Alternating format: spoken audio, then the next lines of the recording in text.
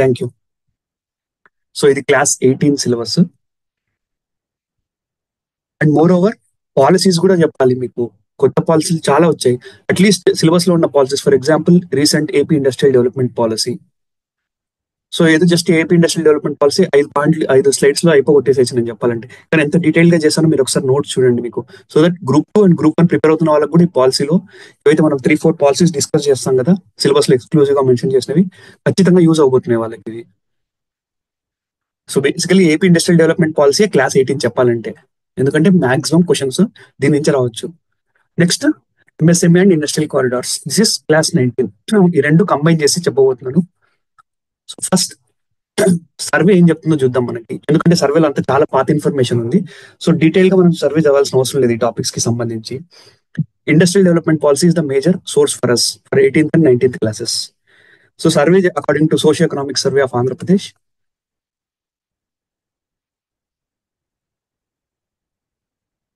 23-24, manufacturing sector contributes to 11% of AP GSDP. Okay, since the bifurcation of state, MSME has shifted towards capital intensive industry. అంటే ఏంటి? It's basically they are investing, they are expanding type అన్నట్టు. MSMEs, micro, small and medium enterprises. So government of Andhra Pradesh has identified some 10 important areas for focused development. ఏంటి ఆ 10 focused areas అంటే ఇవి. So మీకు mnemonic కావాలనుకోండి, మీరు గుర్తుపెట్టుకోవడానికి you can remember like this: all little tigers enjoy awesome adventures playing energetical music lyrics. So all, A అంటే agro, little అంటే లైఫ్ సైన్సెస్, టైగర్స్ అంటే టెక్స్టైల్స్, ఎంజాయ్ ఏం ఎంజాయ్ చేస్తే electronics, awesome aerospace, adventures automobiles. So ఇప్పుడు first 5-6 తీసుకున్నాం అనుకోండి. All little tigers enjoy awesome adventures, అన్ని టైగర్లు ఆసమ్ అడ్వెంచర్స్ ని ఎంజాయ్ చేస్తాయంట. ఏ అంటే ఏంటి? అగ్రో. ఎల్ అంటే ఆల్ లిటిల్, ఎల్ అంటే లైఫ్ సైన్సెస్, టైగర్స్ అంటే టెక్స్టైల్స్, ఎంజాయ్ అంటే electronics, awesome aerospace, adventures automobiles. Next అడ్వెంచర్లు ఏం చేస్తాయి? They play energetic music and lyrics, musical lyrics. So ప్లేలో పి అంటే పెట్రోలియం, ఎనర్జీ అంటే ఎనర్జీ, మ్యూజిక్ అంటే మినరల్స్, ఎల్ అంటే లెదర్. సో ఈ 10 ఏరియాస్ ని గవర్నమెంట్ ఆఫ్ ఆంధ్రప్రదేశ్ ఐడెంటిఫై చేసిందంట. This is according to socio economic survey. So all little tigers enjoy, ఏం enjoy చేస్తే అవి awesome adventures. All little tigers enjoy awesome adventures. Adventures ఏం చేస్తాయి? They play energetic musical lyrics. So ఇక్కడ survey నుంచి తీసుకున్న figure ఇది. సో ఈచ్ డిస్ట్రిక్ట్ లో ఏవేవి ఆ డిస్ట్రిక్ట్ యొక్క అడ్వాంటేజెస్ ని బట్టి ఏ ఇండస్ట్రీస్ ని government of Andhra Pradesh want to develop in those respective ఇంతమంది డివైడ్ కాని డిస్ట్రిక్ట్స్ లో. ఓకే, సో ఇప్పుడు మీరు అబ్జర్వ్ చేశారనుకోండి, ఫర్ ఎగ్జాంపుల్ కర్నూలు తీసుకున్నాం అనుకోండి, mineral based industries and food processing, Anantapur electronics and textiles, Chittoor, Kadapa agro and. So Kurnool and Kadapa almost similar ఉన్నాయి మనకి. సో ప్రతి డిస్ట్రిక్ట్ ని గుర్తుపెట్టుకోవాల్సిన అవసరం లేదు, జస్ట్ ఒక స్లైడ్ ఉంది కాబట్టి చెప్పాల్సి వస్తుంది. ఇంతకంటే ఇంకా ఇంపార్టెంట్ క్వశ్చన్స్ అడిగే ఛాన్స్ ఉంటుంది మనకి. Okay, now industrial corridors topic. Industrial corridors.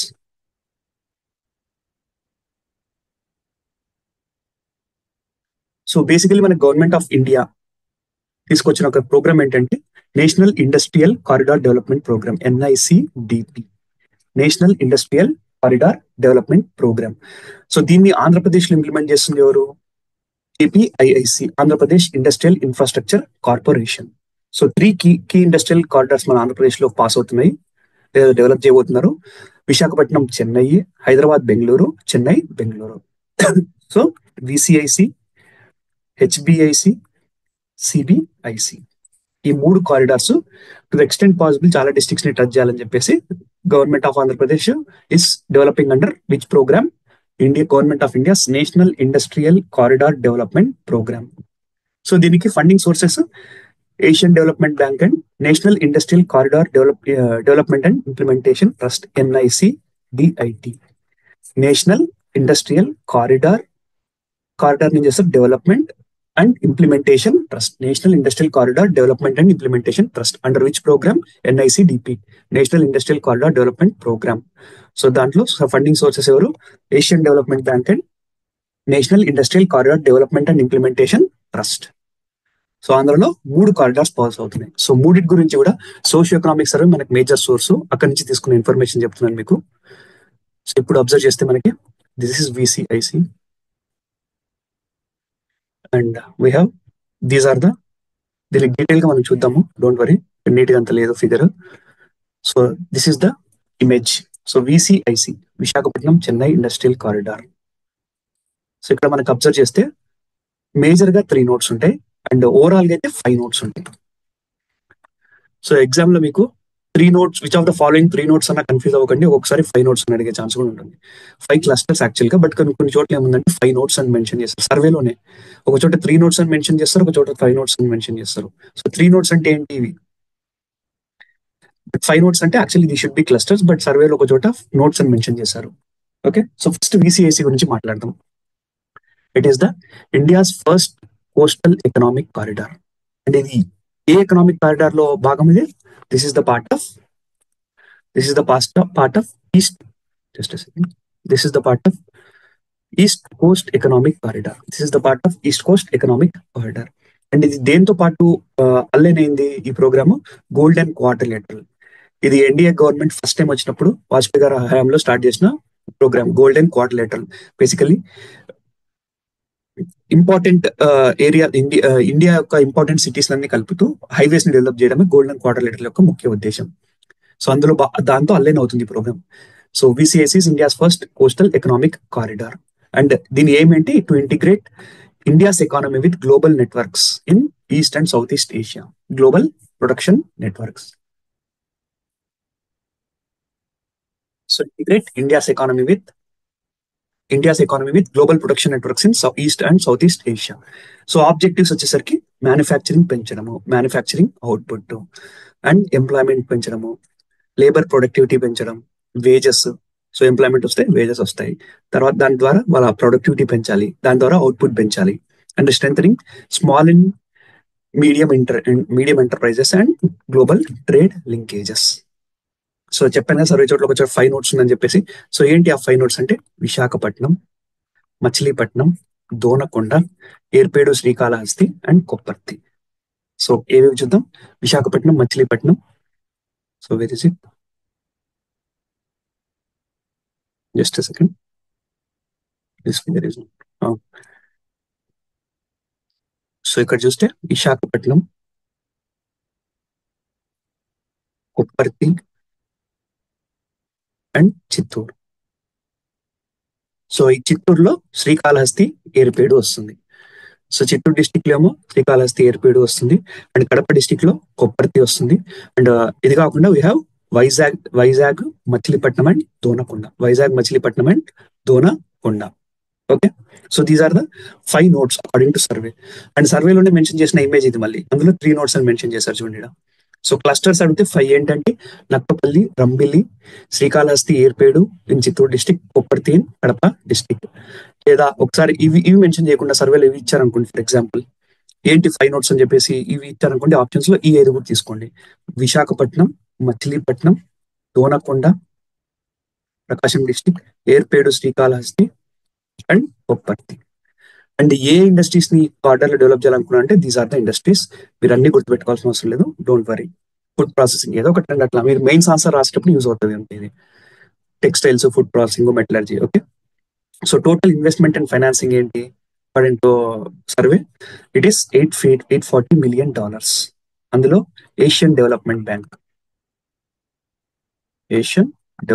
Bank is contributing 74.4%, Andhra Pradesh 25.6. 74.4 external source, Andhra Pradesh 25.6. So policy loan ఎట్లా, అది లోన్ దేనికి? Industrial reforms, is of doing business, skill development use చేస్తారు. అండ్ ప్రాజెక్ట్ లోన్ వచ్చేసరికి fund, roads, power, infrastructure కోసం, basically park యొక్క infrastructure కోసం. Okay, and 3 key industrial notes చెప్పాను కదా. అగైన్ సర్వేలో మళ్ళీ చెప్తారు, Vizag, Chittoor and Kopparthi, Kadapa district. So total area అంట 33,000 acres. అందులో 30% of area is designated as startup area. So investment 5,000 crores. అదే బేసికలీ మనం ఇందాక చూసిన $840 million ని ఇట్లా కన్వర్ట్ చేసాం అనుకోండి, 5,000 crores. అందులో 74.4% is coming from Asian development bank, that is 3,300 crores. అది 2 దఫాలుగా 2 tranches గా ఇస్తారు. So tranche 1 2,300 crores is under implementation. So ఇందులో 2 types ఆఫ్ లోన్స్ ఇస్తున్నారు వాళ్ళు. పాలసీ లోన్ ఒకటి, ప్రాజెక్ట్ లోన్ వచ్చేసి. సో మనం ఆల్రెడీ చూసాం కదా, పాలసీ లోన్ అంటే ఓవరాల్ ఇండస్ట్రియల్ రిఫార్మ్స్ దానికోసం సపోర్ట్ చేసేది పాలసీ లోన్. ప్రాజెక్ట్ లోన్ అంటే ఇన్ఫ్రాస్ట్రక్చర్ కోసం. సో అబ్జర్వ్ చేస్తే మనకి ఏషియన్ డెవలప్మెంట్ బ్యాంక్ ఎక్కువ ఇస్తున్న $625 ఏదైతే డబ్బులు ఇస్తున్నారో అందులో 74.4% అంటే ఎంత, $625 million. సో అందులో మేజర్లీ ప్రాజెక్ట్ లోన్ కి ఎక్కువ ఇస్తున్నారు. సో ఇందులో మెజారిటీ కాంపోనెంట్ వచ్చేసరికి policy loan, sorry project loan.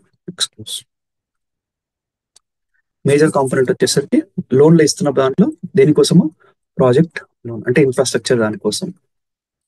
Okay, ఇస్తున్న 74.4% లో majority project loan. And government of Andhra Pradesh ఇస్తున్న డబ్బులు, తను ఇస్తున్న $250 million ఏదైతే 25.6% ఉందో అది మొత్తము ప్రాజెక్ట్ లోన్ కే. సో అంటే దీని అర్థం ఏంటి, government of Andhra Pradesh is not contributing to the policy loan, only Asian development bank is contributing to the policy loan. Only ADB contributing to policy loan, no government of Andhra Pradesh. అర్థమైనా? So ఈ విధంగా చదవాలి. So overall గా చూస్తే 840 million లో 74.4% ADB అంటే ఎంత, $625 million. 25.6 government of Andhra Pradesh అంటే ఎంత, $215 million. అండ్ ఇస్తున్న $625 million లో ఏడిబి ఏం చేస్తుంది, $500 million it's giving to project loan majority component, and మిగిలిన 125 it's giving to policy loan. And government of Andhra Pradesh తను స్పెండ్ చేస్తున్న $215 million మొత్తం కూడా ప్రాజెక్ట్ లోన్ గానే తీసుకుంటుంది. Okay, so majorities project loan and policy loan is minority. Okay, and ఇందులో తీసుకోబోతున్న development projects, important development projects according to socio economic survey, water and power కి సంబంధించి bulk water supply, new substations at so and so, not important, గుర్తుపెట్టుకోవాల్సిన అవసరం లేదు, don't worry. Next road connectivity widening, Samarlakota and Rajanagaram road. Renewable energy 3 MW floating solar park, ఇది important, గుర్తుపెట్టుకోండి. And Meghadrigadda reservoir, 3 MW solar floating plant, Meghadrigedda reservoir. Waste management facilities, e vehicles ఇస్తున్నారు Visakhapatnam district లో. Gender increasing female. ఒకవేళ ఈ Visakhapatnam Chennai coastal industrial corridor develop అయితే దాని ద్వారా వచ్చే అడ్వాంటేజెస్ ఏంటి అంటే, ఒకటి manufacturing output $4.2 trillion. Output is $4.2 trillion. 2015లో ఎంత ఉంది, ఇప్పుడు ప్రజెంట్ ఆ స్ట్రెచ్ లో $1.1 trillion. అంటే it increases by 4 times increase అవబోతుంది మ్యానుఫ్యాక్చరింగ్, 1.1 to 4.2 trillion. ఇది 2035 కల్లా టార్గెట్. అంటే కరెక్ట్ ఇంప్లిమెంట్ చేస్తే ఇదంతా మనకి అవుట్పుట్ రాబోతుంది. Labour productivity 2.6 million per employee rupees, అంటే 26 లక్షలు per employee. ఉమెన్స్ ఎంప్లాయ్మెంట్ ఎంత పెరగబోతుంది, 33%, ఇప్పుడు 28% ఉంది. ఇంకా లేబర్ ప్రొడక్టివిటీ పెరగబోతుంది, బేసిక్లీ ఉమెన్స్ ఎంప్లాయ్మెంట్ పెరగబోతుంది. And 24/7 power supply for all industries in this corridor. So economic manufacturing output 4 times, 1.1 to 4.2. Women's యొక్క employment 28 to 33% పెరగబోతుంది. Labour out productivity 26 lakhs, 2.6 million per employee, ఒక ఎంప్లాయీకి. Next power for all industries. Okay, ఇదే కాకుండా it is expected to attract ఎంత ఇన్వెస్ట్మెంట్, it is expected to attract 1 lakh crore in investments and generate ఎన్ని jobs, 110 lakh jobs. సో 1 lakh crore in investments and 1 lakh crore investments అంటే ఏంటి, 110 lakhs అంటే 1,10,00,000, 1.1 crore jobs. అంటే ఎంత కాంట్రిబ్యూట్ చేయబోతుంది, మన దేశ జీడిపికి 5%. So with potential to increase GDP 6 times increase చేయగలంత పొటెన్షియల్ ఉంది ఈ సెక్టర్ కి. సో అండ్ స్ట్రాటజీ ఏంటి ఇందులో ఫాలో అవుతుంది వాళ్ళు, సెక్టార్స్, కొన్ని ఇంపార్టెంట్ సెక్టార్స్ చూసాం కదా, మెటలర్జీ, ఫార్మా, మీ అందరికి తెలుసు Vizag is famous for pharmaceuticals and petrochemicals, and IT కూడా ఇప్పుడు రాబోతుంది. అండ్ మిగిలినది food processing, leather, automotive industries. Next infrastructure develop చేయబోతున్నారు. Increase container movement via seaports, power generation capacity, investments by promoting domestic investment and FDI in new existing investments. So already ఉన్న industries లో domestic investment, FDI ని కొత్త industries కి and ఉన్న industries లో investments attract చేయడానికి. Next support system by creating robust industrial eco system. So this is about VCIC. So ఏంటి VCIC అంటే బేసికలీ ఇది భారతదేశ ఈస్ట్ ఎకనామిక్ కోస్ట్ కారిడార్ లో ఫస్ట్ కారిడార్, గోల్డెన్ క్వాడ్రిలేటర్ లో భాగము. సో దీని 5 కీ నోట్స్ ఇవేమి విశాఖపట్నం, మచిలీపట్నం, దోనకొండ, కొప్పర్తి అండ్ ఏర్పేడు, శ్రీకాళహస్తి. లేదు బ్రాడ్ గా చూస్తేమో వచ్చేసి మనకి విశాఖపట్నం, చిత్తూరులో శ్రీకాళహస్తి, ఏర్పేడు అండ్ కడపలో Kopparthi. And textile important industries వచ్చేసరికి వైజాగ్ దేనికి ఫేమస్ మనందరికి తెలుసు, విఆల్నో ఫార్మా, ఇప్పుడు IT రాబోతుంది. నెక్స్ట్ అది కాకుండా ఫుడ్ ప్రాసెసింగ్, మెటలర్జీ, కెమికల్స్, ఇవన్నీ automobiles. So total investment $840 million, that is 5,500 crores. అందులో ముఖ్యంగా ADB 74.4%, and government of Andhra Pradesh 25.6%. And దేనికోసం టూ పార్ట్స్ లో ఇస్తున్నారు ADB వాళ్ళు. అండ్ దేనికోసం ఇస్తున్నారు వాళ్ళు, మెజారిటీగా ప్రాజెక్ట్ లోన్ కింద ఇస్తున్నారు, పాలసీ లోన్ కి కొంచెం ఇస్తున్నారు. గవర్నమెంట్ ఆఫ్ ఆంధ్రప్రదేశ్ ఎక్స్క్లూజివ్ గా it is pending on project loan. Okay, so total area ఎంత 33,000 acres, అందులో 30% స్టార్ట్అప్ ఏరియా. అండ్ దీని అవుట్పుట్ ఏంటి, manufacturing output 4.2 trillion rupees, women యొక్క employment 33%, 24/7 power and all industries, labour productivity 26 లక్షలు per employee. Next investments 1 lakh crore investments, jobs 1.1 crore jobs, 5% to national GDP, potential to increase GDP by 6-fold. This is VCIC. Next Chennai Bengaluru industrial corridor. Chennai Bengaluru industrial corridors. So ఇది బేసికల్ గా overall length of this corridor is 560 kilometers.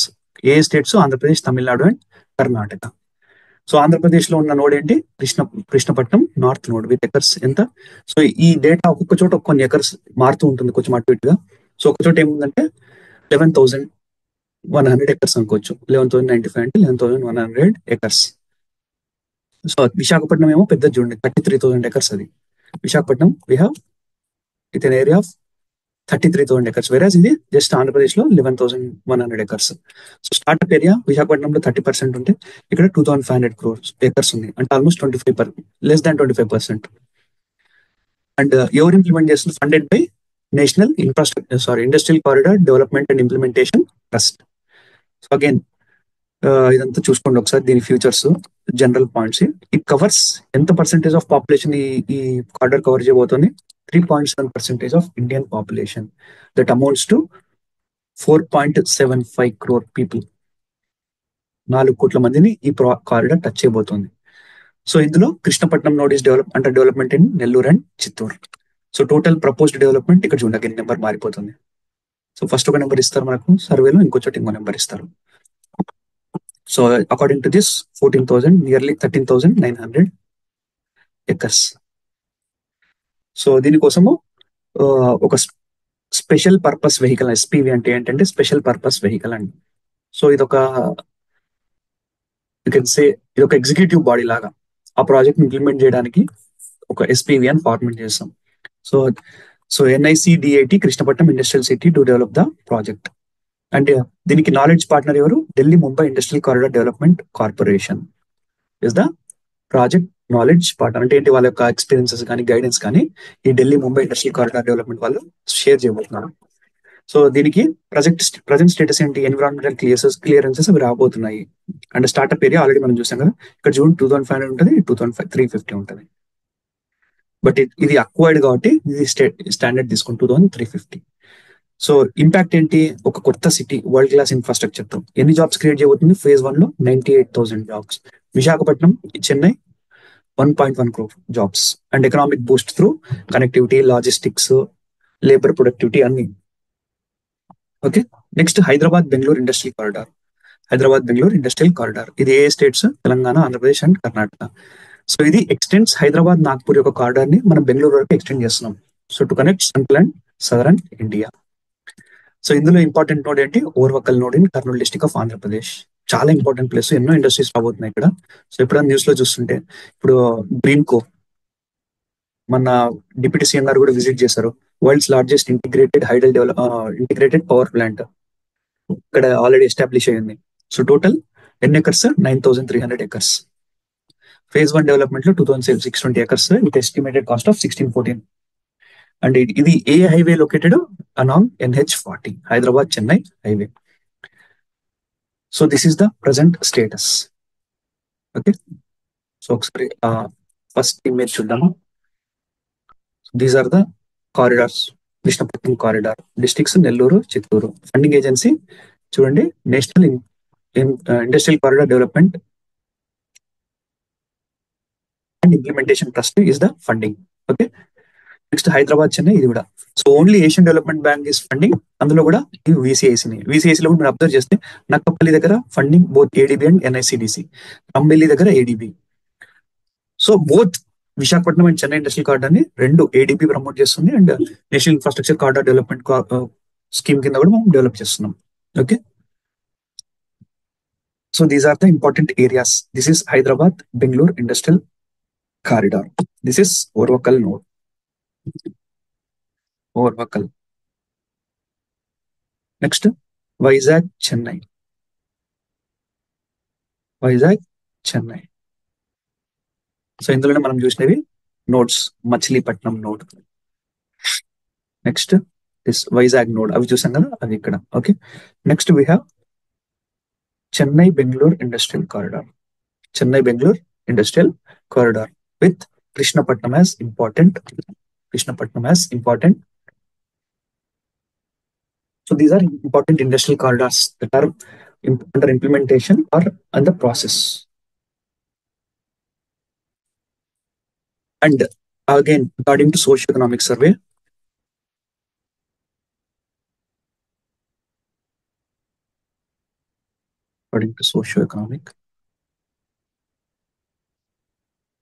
So total industrial parks ఉన్నాయి ఆంధ్రప్రదేశ్ లో 245. See again, బయట ఒక్కొక్క చోట ఒక information ఉంది. సర్వేని ప్రామాణికంగా తీసుకుంటే ఆ ఇన్ఫర్మేషన్ తీసుకోవచ్చు మీరు. ఎందుకంటే ఐ విల్ షో యూ. మీకు నెక్స్ట్ స్లైడ్స్ లో ఎంత ఇన్ఫర్మేషన్ తేడా ఉంటుందో చూపిస్తాను. ఇండస్ట్రియల్ పార్క్స్ 245, ఆటో నగర్స్ 28, multi product SEZs 3, IT SEZ 2, growth centres 3, bulk industrial parks 253. So total industrial estates 534. అందులో మనకి ఇంపార్టెంట్ ఏంటంటే IT SEZ రెండు ఉన్నాయి, మల్టీ ప్రోడక్ట్ SEZలు 3 ఉన్నాయి. ఇంకా అవి కాకుండా మిగిలిన ఉంటాయి industrial parks, bulk parks, growth centres, auto నగర్స్.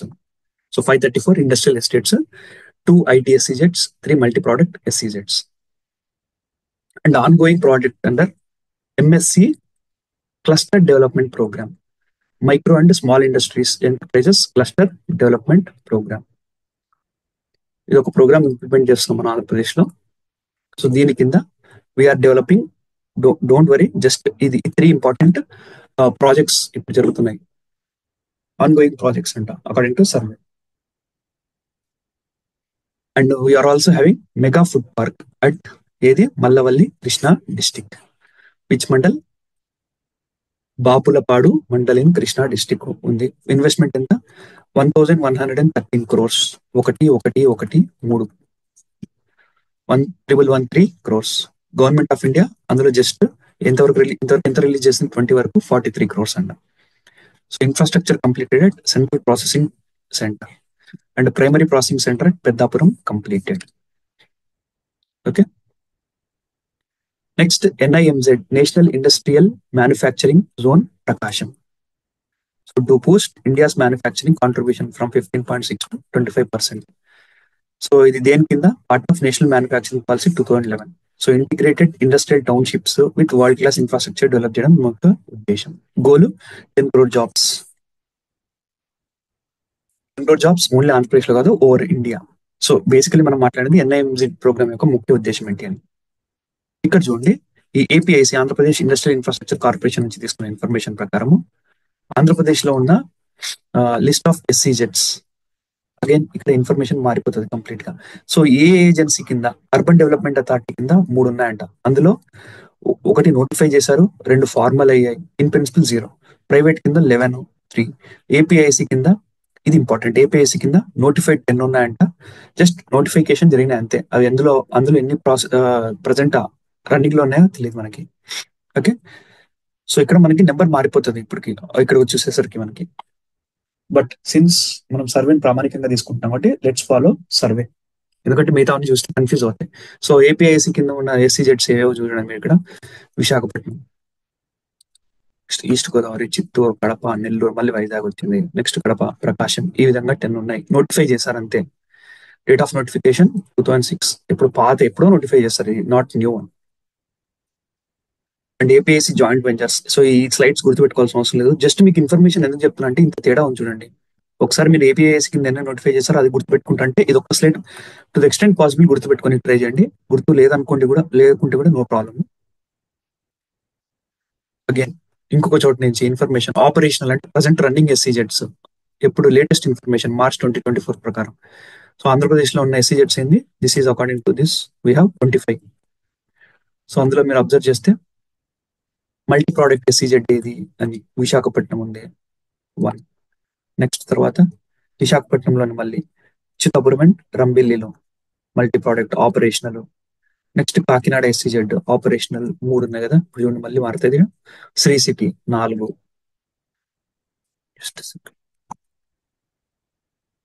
Shri city 4. Next APSC Tirupati, ఇంతకుముందు నెల్లూరు, ఇప్పుడు Tirupati multi product. So this information can be consider, ఒక విధంగా కొంచెం ఇది కన్సిడర్ చేసుకోవచ్చు మనం కావాలనుకుంటే. నెక్స్ట్ నెల్లూరు, ఇది ఇక్కడ మల్టీ ప్రోడక్ట్ ఎస్సీజెడ్ చూడండి. సో ఈ విధంగా సో సమ్ క్రెడిబుల్ ఇన్ఫర్మేషన్, ఎందుకంటే ఇది ఎస్సీజెడ్స్ కోసం చాలా వెతికిన తర్వాత దొరికిన ఒక సోర్స్ ఇది మనకి. If you want you can consider this also, but మేజర్గా అయితే సర్వే ప్రకారమే తీసుకున్నాం. ఒకవేళ సర్వే తగిన ఇన్ఫర్మేషన్ ఆప్షన్స్ లో లేదనుకోండి, then go for this slides. Okay, now okay, the most important topics for examination. Andhra Pradesh various policies. The first important policy ఏంటి అంటే Andhra Pradesh new industrial development policy 4.0 exclusively mentioned in syllabus 2024 to 29. 5 ఏళ్ల కోసం ఇచ్చిన policy. So ఏ జిఓ ద్వారా ఇచ్చారు అంటే Jio MS number 68. ఏ department ఇచ్చింది, industries and commerce P&A department. So date A date తో ఇచ్చారు, 26/10/2024. ఓకే, సో ఇది ఏ పాలసీని రీప్లేస్ చేస్తుంది, ఇండస్ట్రియల్ డెవలప్మెంట్ పాలసీ 2023 to 2027 ని ఇది రీప్లేస్ చేయబోతుంది. So it will replace or modify that industrial development policy 2023 to 27. So ఏ జిఓఎంఎస్, జిఓఆర్టీ, జిఓఎంఎస్ మీరు అందరూ రేపు పొద్దున గవర్నమెంట్కి వచ్చినాక మీకు తెలుస్తుంది. ఆర్టీ అంటే ఏంటంటే రొటీన్, ఎంఎస్ అంటే ఏమన్నా ఎక్స్క్లూజివ్ స్పెషల్ జియోస్ ని ఎంఎస్ ఇస్తాం మనము. ఆర్టీ అనే జియోకి 5 ఏళ్ళు వ్యాలిడిటీ ఉంటుంది, ఎంఎస్ అనే జియోకి 99 years, ఐ మీన్ జనరల్ గా లైఫ్ టైం వ్యాలిడిటీ అంటాం మనం. సో అంటే దీని వ్యాలిడిటీ ఎక్కువ ఉంటుంది ఆర్టీతో పోలిస్తే జియోఎంఎస్. సో ఏ డేట్ తో ఇచ్చాము, 26th October 2024 జియోఎంఎస్ 68 తో ఇచ్చాం మనం ఈ AP industrial development policy 4.0 2024-2029. Okay, okay, this is one. Okay, so according to this policy, this is again industrial development policy 4.0 ప్రకారం ఏం చెప్తుంది స్టార్టింగ్ లో, ఇది ఆంధ్రప్రదేశ్ లో ఎన్ని ఇండస్ట్రీస్ ఉన్నాయి, large and mega 1066 large and mega enterprises operate in Andhra Pradesh. Over the last 10 years లో ఎంత ఇన్వెస్ట్మెంట్ వచ్చింది ఆంధ్రప్రదేశ్ లోకి, 1.4 lakh crores. 1.4 lakh crores. ఎన్ని లక్షల జాబ్లు క్రియేట్ చేసింది, 2.54 lakh jobs. So mega, large and mega 1066, last 10 years లో 1.4 lakhs, 1,40,000 కోట్లు వచ్చింది. అండ్ జాబ్స్ వచ్చేసరికి 2.54. So 1.4 lakh crores investments, 2.54 lakhs jobs వచ్చాయి according to this policy. And ఏ సెక్టర్స్ లో ఎక్కువగా వచ్చింది మనకి అబ్జర్వ్ చేస్తే, ఫస్ట్ కెమికల్స్. ఇన్వెస్ట్మెంట్స్ ఎక్కువ ఏ సెక్టర్ లో వచ్చాయి, first chemicals major sector. Next infrastructure second. Next metals and alloys, food and marine products, agro and marine products, renewable energy and art and auto components. So ఇవి almost same ఉంటాయి 4th position లో. Third position లో ఇది. Next 5th వచ్చేసరికి electronics. So 7 major sectors లో మనకు వచ్చాయి. First వచ్చేసరికి కెమికల్స్, నెక్స్ట్ వచ్చేసరికి ఇన్ఫ్రాస్ట్రక్చర్. సో కెమికల్స్ లో 36% వచ్చినాయి.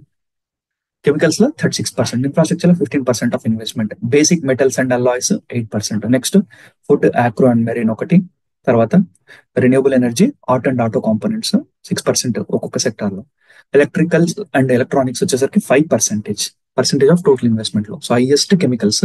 సో టాప్ 7 సెక్టార్స్ ఇవి. అండ్ అందులో export distribution by trade bloc. Okay, next where exactly we are exporting మన ఇది దీని ప్రొడక్షన్స్ ని. సో అబ్జర్వ్ చేస్తే మనకి ఇక్కడ RCEP countries, regional comprehensive economic agreement అని ఒక అగ్రిమెంట్ జరిగింది. ఇండియా యాక్చువల్గా చేరాల్సింది, బట్ చేరలేదు లాస్ట్ మినిట్ లో, కాంప్రిహెన్సివ్ ఎకనామిక్ అగ్రిమెంట్ అని చెప్పేసి. సో ఈ అగ్రిమెంట్ లో ఏ కంట్రీస్ ఉంటాయంటే ఏషియాన్, ఏవైతే 10 కంట్రీస్ ఏషియాన్ ఉంటాయో, ప్లస్ యుఎస్ఏ, కెనడా, ఇట్లా కొన్ని కంట్రీస్ ఉన్నాయి. సో ఆ కంట్రీస్ తో 28%. Next US, Mexico and Canada. US, Mexico, Canada 25%, and మిగిలిన దేశాలకి 47%. We export. Okay, export distribution by trade bloc. Top export products మనం ఏం ఎక్స్పోర్ట్ చేస్తామంటే pharma first, next marine. First అని కాదు, major important, pharmaceutical, marine, ship building. ఇది expect చేయరు, చాలా మంది కన్ఫ్యూజ్ అయ్యే ఛాన్స్ ఉంటుంది ఎగ్జామ్ లో, గుర్తుపెట్టుకోండి. Floating structure, chemicals, iron and steel, would pulp and fibre. Iron and steel and would pulp. Okay, top export products. So ఇక్కడ observe చేస్తే మన exports, top exports of Andhra Pradesh. Second, so top exports of Andhra Pradesh.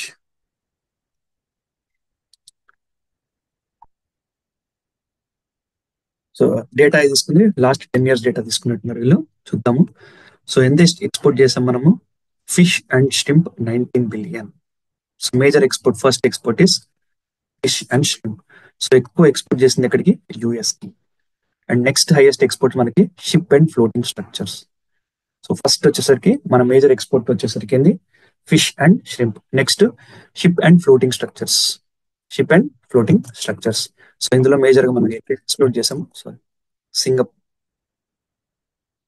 Singapore కి export చేసాం. So majorly we have exported to,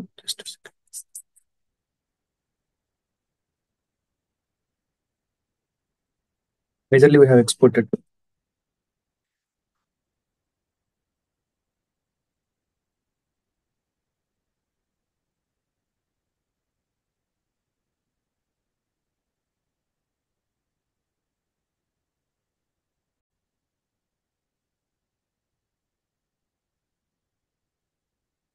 So according to top merchandise exports of Andhra Pradesh, first fish and shrimp. And అందులో కూడా major గా మనం US కి export చేసాము. ఎంత? $19 billion. Next ship floating structures. So majority exports Singapore కి export చేస్తున్నాం మనం. సింగపూర్. Next pharma $15 billion. అందులో కూడా మేజర్ నెక్స్ట్ యుఎస్ఏకి. Next organic chemicals 14, again USA. Next iron and steel 9 billion. We are exporting to UAE highest. Next wood pulp and fibre new Guinea. Okay, next Ivory Coast, Senegal. So observe చేస్తే మనకి USA is major source. మనకి ఏ దానికి export, మనకి top exporting partner ఏ items కి? USA is top exporting partner for fish and shrimp, pharma, organic chemicals. And Singapore వచ్చేసరికి ships and floating structures కి, UAE వచ్చేసరికి ఐరన్ అండ్ స్టీల్, గినియా వచ్చేసరికి wood and pulp fibre. So గుర్తుపెట్టుకోండి, మనకి top exports వచ్చేసరికి we have top exports as fish and shrimp. Next వచ్చేసరికి we have ship and floating structures. తర్వాత వచ్చేసరికి we are having ship and floating. తర్వాత we have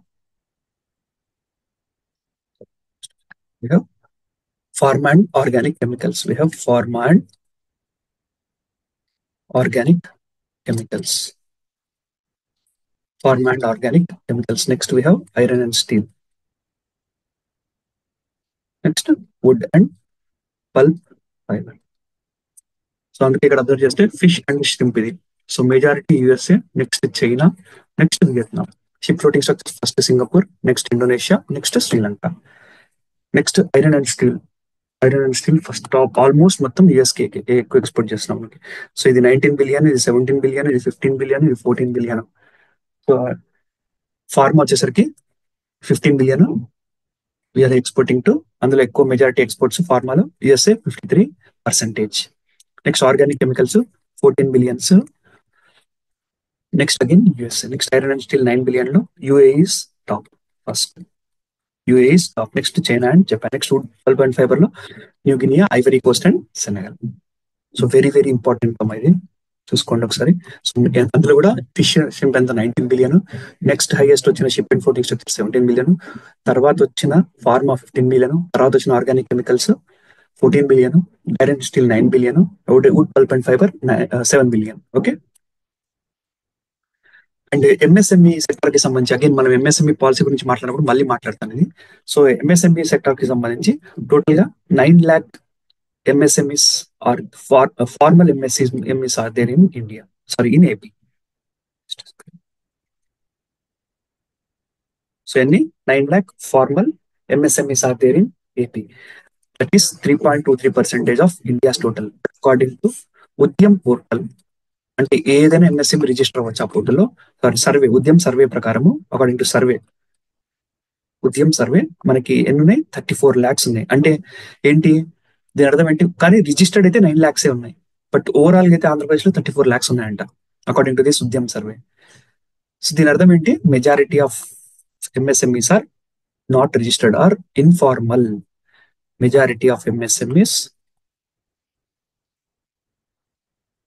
informal. So there is a need for formalisation.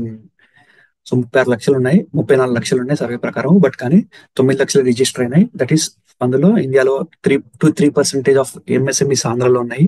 So అందుకే formalisation important. So దీని impact ఏంటి? ఒక MSME ఎన్ని జాబ్లు క్రియేట్ చేయలేదంటే, ఒక 1 crore ఇన్వెస్ట్మెంట్ చేస్తే ఇట్ కెన్ క్రియేట్ 10 jobs ఈ సెక్టార్. 1 crore ఇన్వెస్ట్మెంట్ చేస్తే 10 jobs క్రియేట్ చేయగలదు. అంటే ఎంత జీడిపి కాంట్రిబ్యూట్ చేస్తుంది? 23.5% of MSME accounts for 23.5%. Exports ki 28.3%. And MSMEs majority A sector లో ఉన్నాయి? 79% of MSMEs are in service sector. So majority of MSMEs are in service sector. And MSME అంటే ఏంటి? Micro, small, medium కదా. MSME enterprises. MSME full form. And ఈ MSMEs లో 97% of MSMEs are micro enterprises.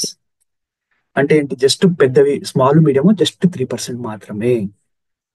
అంటే micro అంటే less than 10 people అట్లా work చేస్తున్నవి. Micro less just 97%. So sorry, majority 97% are micro enterprises. And ఏ సెక్టార్ లో ఎక్కువ ఉన్నాయి? సర్వీసెస్ సెక్టార్ లో ఉన్నాయి. అండ్ ఎంఎస్ఎంఈ పార్క్స్ ఆంధ్రాలో 28 parks ఉన్నాయి. 64% occupancy spread across 1378 acres. And దీని గురించి మనం ఎంఎస్ఎంఈ పాలసీలో ఇంకా నీట్ గా మాట్లాడదాం. సో ప్రాజెక్ట్స్ అన్ని డెవలప్ చేస్తున్నాము. 41 projects, 9 common facility centres. CFC అంటే కామన్ ఫెసిలిటీ సెంటర్స్. అంటే ఏంటి? ఇప్పుడు ప్రతి ఒక్కరికి కొన్ని ఇన్ఫ్రాస్ట్రక్చర్ ఎలా ఉంటుంది అంటే ఒక చోటు ఉంటే అందరు యూజ్ చేసుకోవచ్చు. సో అట్లా అటువంటి సెంటర్స్ ని ఎస్టాబ్లిష్ చేస్తున్నాం. 28 parks. సో ఎంఎస్ఎంఈస్ ఎన్ని ఉన్నాయి ఆంధ్రాలో? 9 lakhs. That is 2.32% of India's total. Next 34 lakhs survey ప్రకారం అంటే ఫార్మలైజేషన్ అవసరం.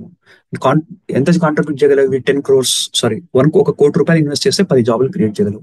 జీడిపికి ఎంత కాంట్రిబ్యూట్ చేస్తున్నాయి? 23.5%. ఎక్స్పోర్ట్స్ కి 28.3. 23.5% ఏమో జీడిపికి, అంటే నియర్లీ 25%. 25% ఇటు సైడ్ లెఫ్ట్ సైడ్ ఏమో అంటే తక్కువ ఏమో జీడిపికి, కొంచెం అటు పక్కన ఒక 2.6 to 3.82. సో 25 ఉంది అనుకోండి, గుర్తుపెట్టుకోవాలనుకుంటే నెంబర్స్ 25 అనుకోండి. ఇటు సైడ్ వస్తేమో 23.5% జీడిపి, ఇటు వెళ్తేమో 28.3% ఎక్స్పోర్ట్స్ కి. అండ్ మెజారిటీ ఆఫ్ ఎంఎస్ఎంఈస్ ఏంటి? Micro enterprises. అండ్ ఎక్కువ ఎంఎస్ఎంఈస్ ఏ సెక్టర్ లోనే? 79%, 79% ఆర్ ఇన్ సర్వీస్ సెక్టర్ లో ఉన్నాయి. ఆంధ్రప్రదేశ్ లో ఏం చేస్తుంది government of India? Government of Andhra Pradesh 28 పార్కులు with common facility centres, 41 projects. So ఈ విధంగా చేస్తుంది ఆంధ్రప్రదేశ్. సో ఎంఎస్ఎంఈ రిజిస్టర్ ఇందాక చెప్పినట్టు 9 lakh registered MS, that is 3.23% of. But national sample survey ప్రకారము, ఆ సర్వే ప్రకారం 34 lakh ఎంఎస్ఎంఈస్ ఉన్నాయంట. So they contribute sectoral. ఇదంతా చూసాం కదా. State has 28 exclusive MSME parks. Next, Andhra Pradesh యొక్క అడ్వాంటేజ్ ఏంటి? గవర్నమెంట్ ఆఫ్ ఇండియా ఈ సర్వే ఏం చెప్తుంది, ఇండస్ట్రియల్ డెవలప్మెంట్ పాలసీ ఏమంటే ఇదంతా ఆంధ్రప్రదేశ్కి అడ్వాంటేజ్ ఉంది, అందుకే ఇండస్ట్రీస్ ని డెవలప్ చేయగలము అని చెప్పేసి. సో ఇది నెంబర్ గుర్తుపెట్టుకోవాల్సిన అవసరం లేదు, జస్ట్ ఒక అడ్వాంటేజ్. మీరు మెయిన్స్ ఆన్సర్ రాస్తున్నప్పుడు, ఎందుకంటే ఎప్పుడైనా ఒక answer, for example industrial development policy గురించి క్వశ్చన్ ఇచ్చారనుకోండి, ఎస్ ఆంధ్రప్రదేశ్ అచీవ్ చేయగలదు అని ఒకళ్ళు క్వశ్చన్ అడిగింది అనుకోండి, do you think that industrial development policy of Andhra Pradesh can achieve the targets mentioned in the policy అని చెప్పేసి. సో అప్పుడు రాయాల్సి వస్తుంది. కానీ గ్రూప్ 2లో ఇటువంటి ఇన్ఫర్మేషన్ అడిగారు. గ్రూప్ 2 మాక్సిమం అడిగేది ఇటువంటి టైప్ ఆఫ్ ఇన్ఫర్మేషన్ అడుగుతుంటారు, facts way. So if you want you can say Andhra Pradesh లో ఎడ్యుకేషన్ ఇన్స్టిట్యూషన్స్ బాగున్నాయి, 3 సెంట్రల్, 25 అటానమస్, 25 స్టేట్, 25 ప్రైవేట్ ఇట్లా. నెక్స్ట్, రిన్యూబుల్ ఎనర్జీ మనకి 39% ఉంది. Power capacity 20 GW of install capacity. Next, industrial parks 211 parks with ready land ఉన్నాయి. Next, మనం corridors చూసాం, dedicated free roots for cargo. Industrial corridors చూసాము, rail connectivity, highways, 7 airports domestic and international కలిపి, ports 1 major and 5 non major ports. So ఇవన్నీ ఆంధ్రప్రదేశ్ కి infrastructure ఉంది, చదువుకున్న వాళ్ళు ఉన్నారు, రెడీ ల్యాండ్ ఉంది, పవర్ జనరేషన్ ఏమి ఇష్యూ లేదు. So the infrastructure, demography, power and land ఇవన్నీ ఉన్నాయి ఆంధ్రప్రదేశ్ కి. అండ్ ఎక్స్పోర్ట్ కి సంబంధించి పోర్ట్స్ కూడా ఉన్నాయి. ఓకే, ఎన్ని ఎయిర్పోర్ట్లు? 7. పోర్ట్స్ వచ్చేసి నేవల్ పోర్ట్స్ వచ్చేసరికి 1 major, 5 non major. Industrial corridors ఉన్నాయి. Industrial parks 211. మనం టోటల్ ఇండస్ట్రియల్ ఎస్టేట్ చూసినాం 250 సంథింగ్ ఎంత ఉండేడా. ఓకే, సో పార్క్స్ వచ్చేసరికి 211 విత్ రెడీ ల్యాండ్ అంట, according to this industrial development policy. Power కూడా బాగుంది, అందులో కూడా మెజారిటీ 39%, మెజారిటీ కదా 39% renewable energy. Okay, so 3 central universities, 20 autonomous, 25 state, 5 private universities. So ఇదే well developed infrastructure. And power వచ్చేసరికి Andhra Pradesh is power surplus state with install capacity of 20 GW. అందులో 39% is coming from renewable. Power energy consumption 72,400 million units, 72,400 million units. So decarbonisation of economy, ఎందుకంటే అందరు ఇప్పుడు climate change గురించి మాట్లాడుతున్నారు కాబట్టి state is increasing renewable energy capacity to reduce the cost of production, తగ్గుతుంది మెల్లమెల్లగా over a period of time, and decarbonise the economy. And human capital కి సంబంధించి we're also having important institutions like మంగళగిరిలో AIIMS, విశాఖపట్నంలో IIM, IIT Tirupati, Indian institute of petroleum Visakhapatnam, national institute of design Vijayawada. So ఇట్లా important institutions కూడా ఉన్నాయి, notable institutions. So again, if you want, you can go. Literacy rate around 67%, labor force participation rate 55%, demography ఉందని చెప్పడానికి. And achievements, Andhra Pradesh యొక్క achievements ఏంటి? State energy efficiency index లో, state energy efficiency index లో Andhra Pradesh 7th rank. Next, SDG performance of NITI Aayog. So top 10 SDG performance లో first ఎనర్జీలో first ఉన్నాం మనం.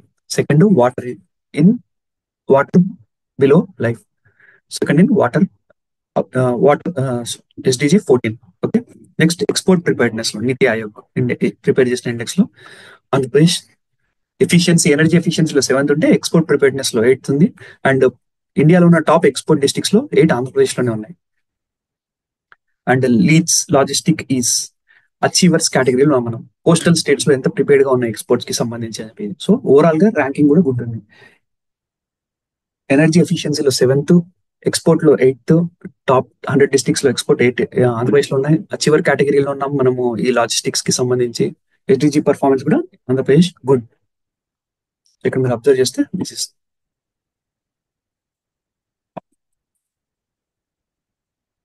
Okay. So life below water 2nd rank, affordable energy 1st rank, and 8th in export preparedness by NITI Aayog. So 8 districts from Andhra Pradesh in top export districts achiever కేటగిరీలో ఉన్నాం.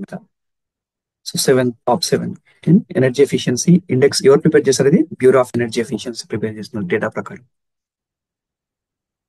And ఎందుకు మనకి industrial policy అవసరమైంది, ఇది కూడా గ్రూప్ లో అడగకపోవచ్చు. ఎందుకంటే మనకి ఆబ్వియస్లీ సస్టైనబుల్ గ్రోత్ అవసరము, క్లీన్ ఎనర్జీ, అండ్ ఇండియా యొక్క అడ్వాంటేజ్ ఇప్పుడు. ఎందుకంటే చైనా, ఆబ్వియస్లీ మీరు అబ్జర్వ్ చేస్తే చైనా నుంచి చాలా కంట్రీస్ బయటికి వెళ్ళాలని చూస్తున్నాయి. అటువంటి టైంలో అట్రాక్ట్ చేయాలంటే మనకు ఒక కొత్త పాలసీ అవసరము.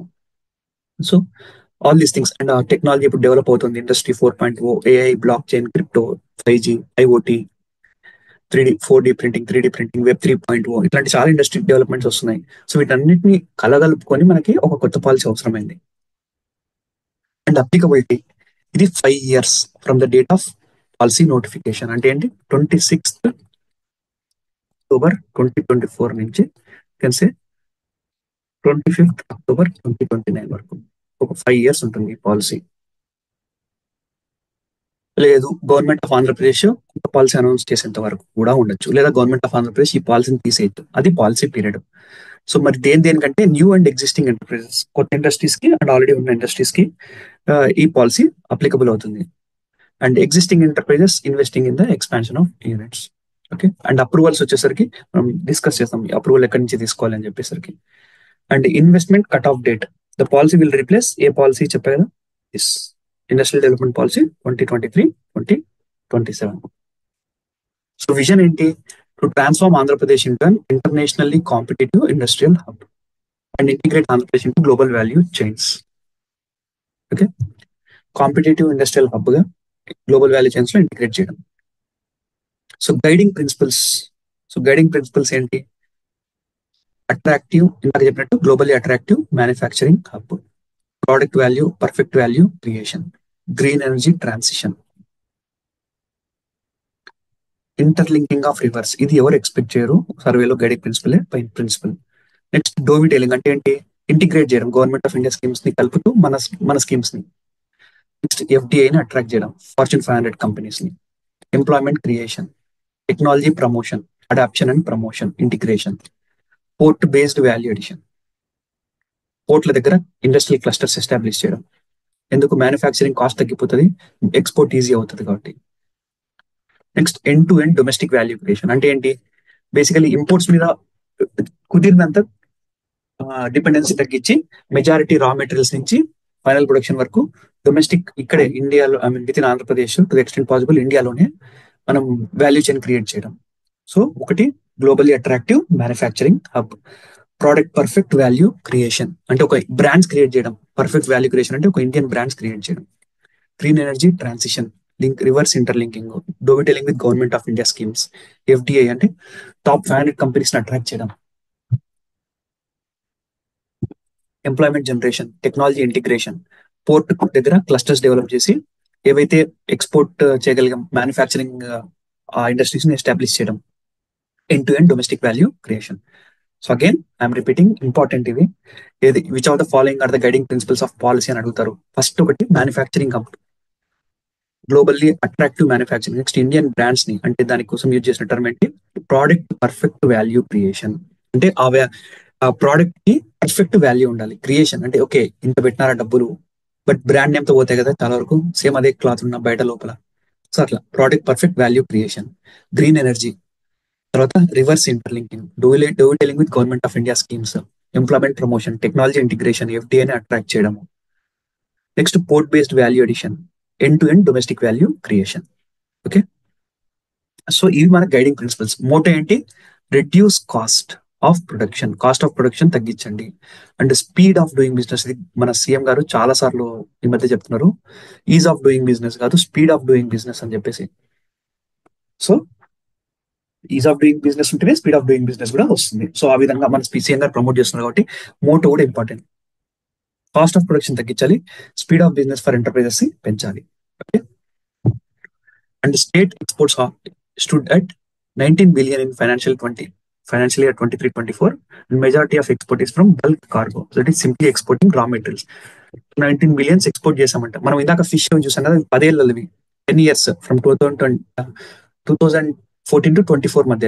ఇది ఓన్లీ 24 లో 19 బిలియన్. అందులో మెజారిటీ ఏ ఎక్స్పోర్ట్ చేసాం మనం, రా మెటీరియల్స్. అంటే ఏంటి, ఏం వాల్యూ క్రియేట్ చేయట్లేదు, ఏదో జస్ట్ ఫర్ ఎగ్జాంపుల్ మినరల్స్ తీసుకున్నాం అనుకోండి, ఏదో గ్రానైట్ కొట్టాము పైతాం, బయటికి ఎక్స్పోర్ట్ చేస్తాం.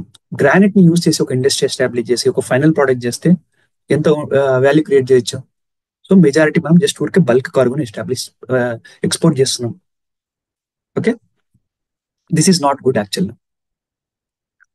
And state features 3 ports with draft over 18 meters, contributing to 15% of India's port handling capacity. 15% of India port handling capacity ఆంధ్రాలోనే ఉంది.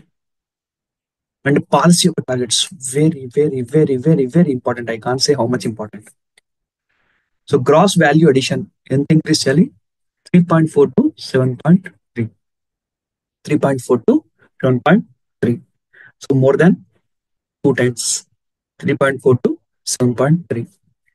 నెక్స్ట్ ఇన్వెస్ట్మెంట్ ఎంత ట్రాక్ చేయాలంటే 30 lakh crores. 30 lakh crores attract చేస్తామంటే సైన్స్ అన్ని చేస్తారు. బట్ ఈ పాలసీ పీరియడ్ లోనే 5 లక్షలు ఇంకా ఇంప్లిమెంట్ గ్రౌండ్ లో వచ్చేసి ఉండాలి. డబ్బు ఆ డబ్బు 30 లక్షలు పేపర్ మీద ఉంటాయి, అట్రాక్ట్ చేయాలి. అండ్ 5 లక్షలు ఏమో వచ్చేసి ఉండాలి బ్యాంక్ అకౌంట్ లో. అది సో ఆపరేషనలైజ్. సో అట్రాక్ట్ ఏమో 30 లక్షలు, ఆపరేషనలైజ్ ఏమో 5 lakh crores. ఎఫ్డిఐ ఎంత 10 billion, that is 83,000 crores FDI. And employment creation 5 lakhs దేంట్లో? మ్యానుఫ్యాక్చరింగ్ లో. And 175 industrial parks. సో ఒక్కొక్క అసెంబ్లీ సెగ్మెంట్ కి ఒక్కొక్క ఇండస్ట్రియల్ పార్క్ లాగా. నెక్స్ట్ ఎక్స్పోర్ట్స్ 40 billion కి డబల్ చేయాలి. ఎట్లా? ప్రతి year 15% year on year increase exports ఉండాలి. సో ఓవరాల్ గా ఏంటి? First and foremost overall value addition ఎంత ఉండాలి? ఇప్పుడు 3.4 lakh crores ఉంది, అది 7.3 lakh crores కి పెంచాలి. ఎంత? 3.4 to 7.3 crores ఓవరాల్ గా బ్రాడ్ గా. అండ్ ఎట్లా పెంచాలి దీనికోసం? ఫస్ట్ ఇన్వెస్ట్మెంట్స్ ఎంత? 30 lakh crores. అండ్ ఈ 30 lakh crores లో ఈ 5 years లో విత్ ఇన్ దిస్ 5 years మనకి 5 lakh crores వచ్చేసి ఉండాలి. అంటే గ్రౌండ్ లో ఇంప్లిమెంటేషన్ స్టార్ట్ అయిపోయి ఉండాలి. అండ్ ఎఫ్డిఐ ఎంత? 10 billion, అంటే ఎంత? 83,000 crores. ఎంప్లాయ్మెంట్ జాబ్స్ ఎన్ని? 5 lakhs in manufacturing. 175 plus industrial parks. And వీటి ద్వారా exports 40 billion by 15% year on year increase. So these are the targets. GVA 7.3 lakh crores from 3.4. Employment 5 lakhs in manufacturing. FDA 10 billion. Exports 40 billion. Double చేయాలి.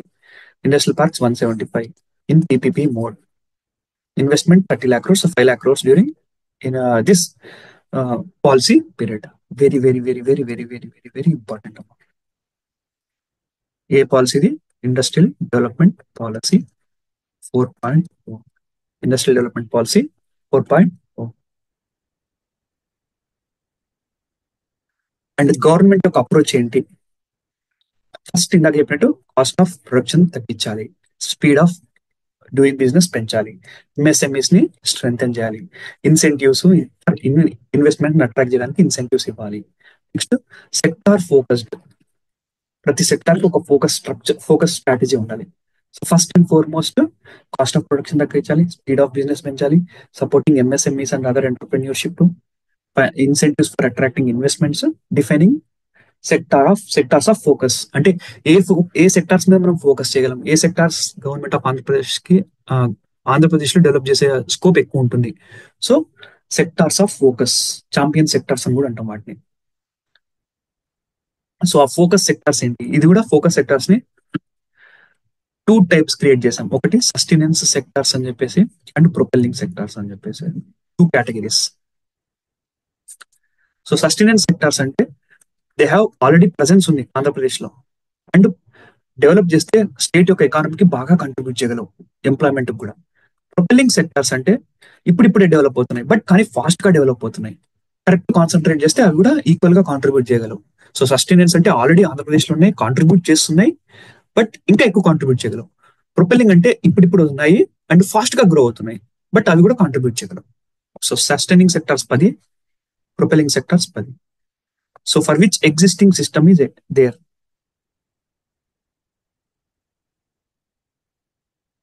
So existing ecosystem in the state, and sectors for which ecosystem needs to be developed.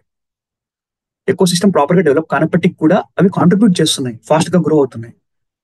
So these are the, and ఇవి cross cutting sectors, industrial parks. So ఈ cross cutting sectors కి కావాల్సిన common infrastructure ఇవన్నీ. So sustenance sectors యొక్క mnemonic ఏంటి? Automobile and chemical engineer file pharma medical text books on, ఎక్కడ అనుకున్నాడు అతను? Metal furniture in blue colour.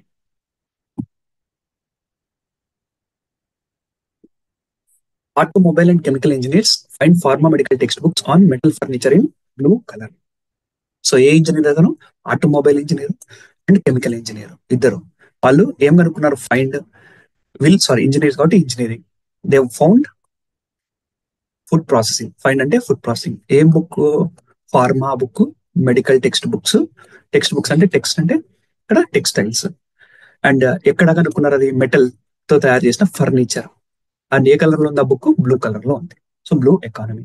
So automobile, automobile, chemical, chemical, petrochemicals, engineers, engineering, find food processing, they found pharma, medical, text books, textile, on metals, furniture అంటే ఏంటి?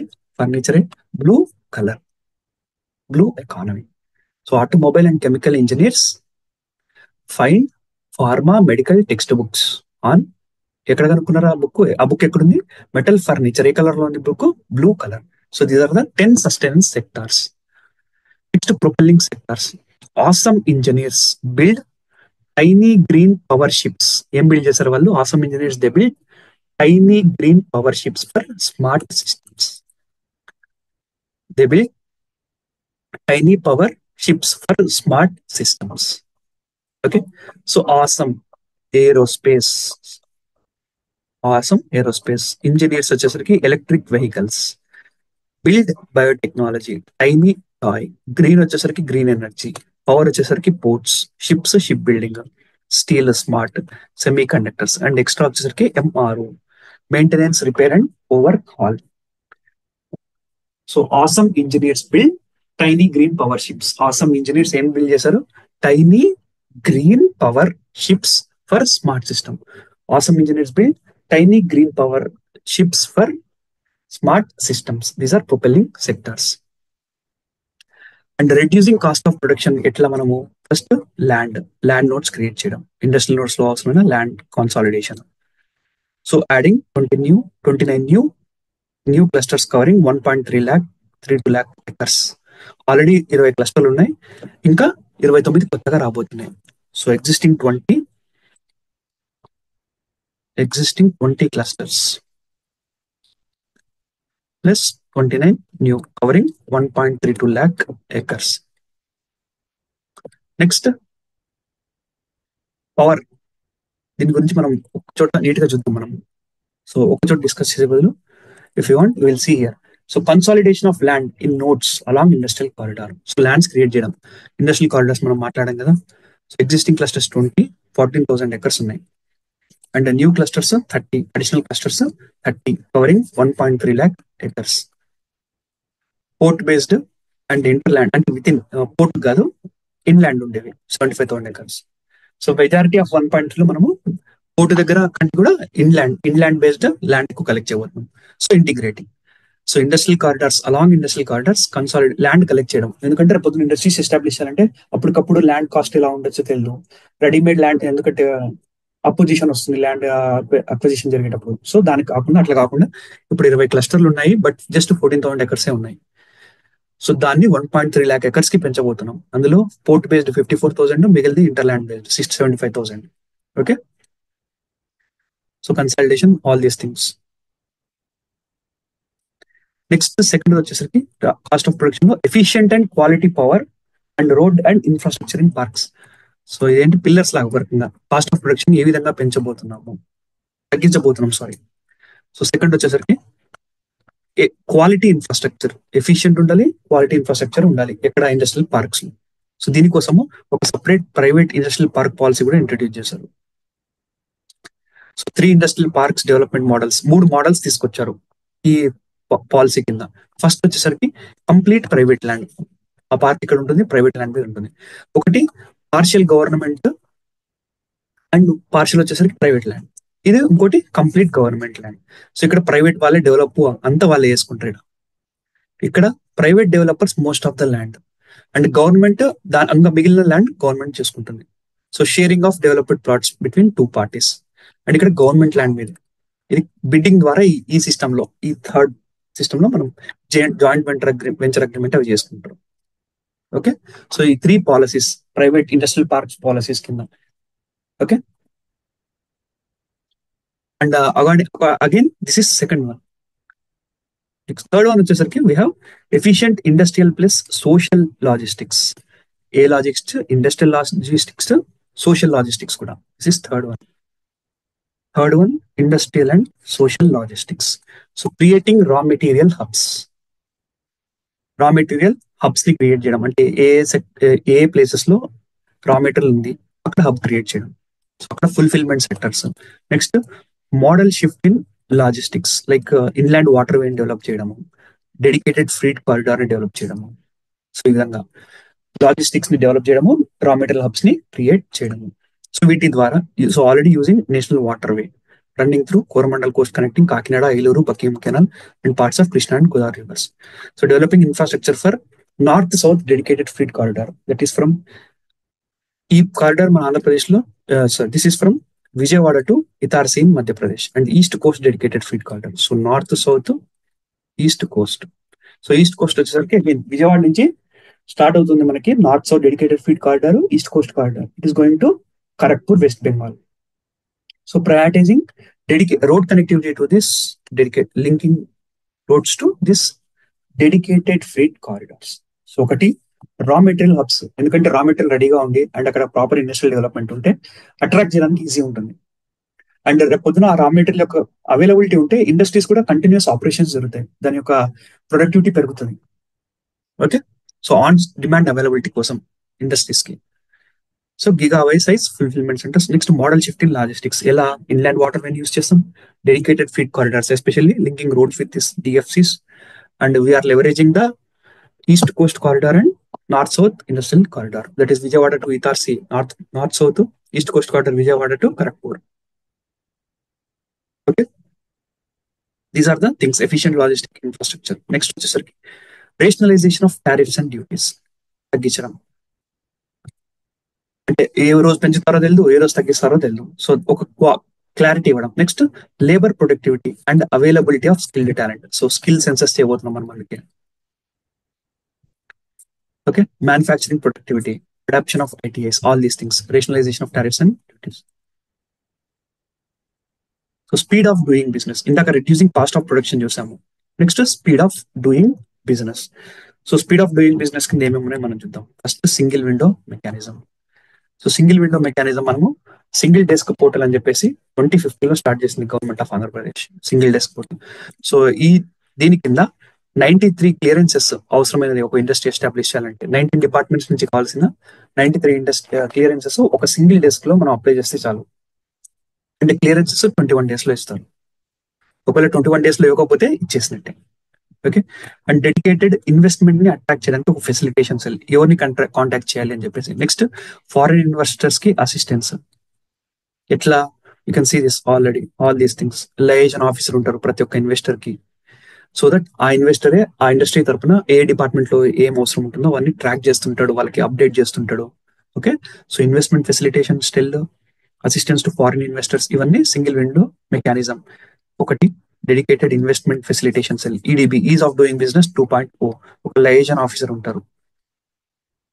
Okay, next assistance to foreign investors, hand holding the services, local information ఇవ్వడం కానీ అవంతా ఇస్తున్నారు. Next integrated data management, integrated data management system, so that track చేయగలరు వాళ్ళు ఏం జరుగుతుంది, ఎక్కడుంది మా ఫైల్ అంతా అన్నట్టు. So integrated data management. Next re-engineering of regulatory processes, re-engineering of regulatory processes. So services ని 3 విధాలుగా క్లాసిఫై చేస్తున్నాం. ఒకటి కేటగిరీ 1. సో కొన్ని సర్వీసెస్ ఎలా అంటే సెల్ఫ్ సర్టిఫికేషన్, మీ అందరికి మేము ఫాలో అవుతున్నాం అని చెప్తే చాలా గవర్నమెంట్ అగ్రీ చేస్తుంది. నెక్స్ట్ కేటగిరీ 2, ఎస్ టైం పట్టచ్చు, ఇప్పటికైతే అగ్రీ చేస్తున్నాం, మేము వెరిఫై చేసి మళ్ళీ సర్టిఫై చేస్తాం, అంతవరకు మీరు స్టార్ట్ చేసుకోవచ్చు మీ పని. ఈ సర్వీస్ కింద అవసరమైన లైసెన్స్ మీకు ఇచ్చేసినట్టే, మేము రేపు పొద్దున వెరిఫై చేసేంత వరకు మీకు ఇచ్చినట్టే. బట్ కానీ వెరిఫై చేసి మీకు అప్రూవల్ ఇస్తాం, but you can start your business. Third ఏంటంటే approval deemed granted if inspection, ఒకవేళ విత్ ఇన్ సమ్ టైంలో service level agreement, within ఆ అగ్రిమెంట్ లో పెట్టుకున్న టైంలో ప్రకారం వాళ్ళకి ఇవ్వాల్సిన లైసెన్స్ ఇవ్వలేదు అనుకోండి, ఇచ్చేసినట్టే. Okay, so reengineering of regulatory process, ఇవన్నీ speed of doing business. So cost of doing business లో ఏం చేస్తాం మనము, reducing cost, land consolidation along industrial corridors, efficient infrastructure, ఏ type of infrastructure, water, power, roads. Next industrial logistics, ఏవేవి social logistics, industrial logistics, రెండు infrastructure development. Next tariffs యొక్క తగ్గించడము, rationalisation of tariffs and duties. Next improve labour productivity for increased availability and accessibility. So ఇది cost of doing business కి. మోటోలో చూసాం కదా, reducing cost of production and improving speed of business. Improving speed of business లో single window mechanism, assistance to foreign investors, dedicated facilitation cell, integrated data management system, re-engineering of regulatory process and procedures. So integrated data management system lo that is scope enti, if you want you can see.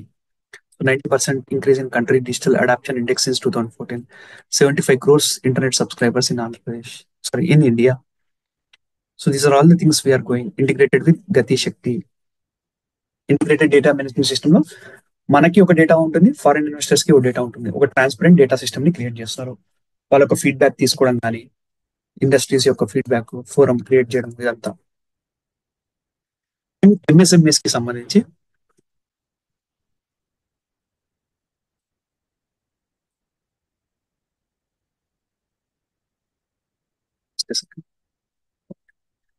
MSMS కి సంబంధించి so according to ఈ data చూడండి, అక్కడ మారిపోయింది. అక్కడ 9 lakhs data చూస్తాం మనం, ఇక్కడ 7.4 lakhs, but will take 9 lakhs data అనేది తీసుకున్నాం. So 7.41 lakh registered MSMEs. ఎంతమంది జాబ్స్ లో ఉన్నారు? 62 lakh people are in MSME jobs. So MSME policy మనం మాట్లాడుకుందాం, డోంట్ వరీ. ఎంఎస్ఎంఈస్ కి సంబంధించి ప్రైవేట్ ఇండస్ట్రియల్ పాలసీ కూడా తీసుకొచ్చారు, private industrial parks and plug and play infrastructure. So dedicated fund create చేశారు, 500 crores డెడికేటెడ్ ఫండ్. దేనికోసము మీ అందరికీ తెలుసు, ఎంఎస్ఎంఈ స్కిన్ సపోర్ట్ కోసం credit guarantee fund trust for MSA. Basically ఏం లేదు, ఫర్ ఎగ్జాంపుల్ నేను నా దగ్గర 10 లక్షలు 5 లక్షలు ఉన్నాయి అనుకోండి, ఒక ఇండస్ట్రీ ఎస్టాబ్లిష్ చేయాలి, నాకు ఇంకొక 5 లక్షలు అవసరం అవుతాయి. బ్యాంకుకి వెళ్ళి అడిగితే బ్యాంక్ ఏం డబ్బులు ఇవ్వరు, నా దగ్గర ఏమి ఉండవు చూపించుకోవడానికి పత్రాలు. సో అప్పుడు ఏం చేసిందంటే గవర్నమెంట్ ఆఫ్ ఇండియా, ఓకే వాళ్ళ ఆ ఇండివిజువల్ తరపున మీరు ఇంత లోన్ ఇవ్వండి, మేము మీకు పూచి ఇస్తున్నాము.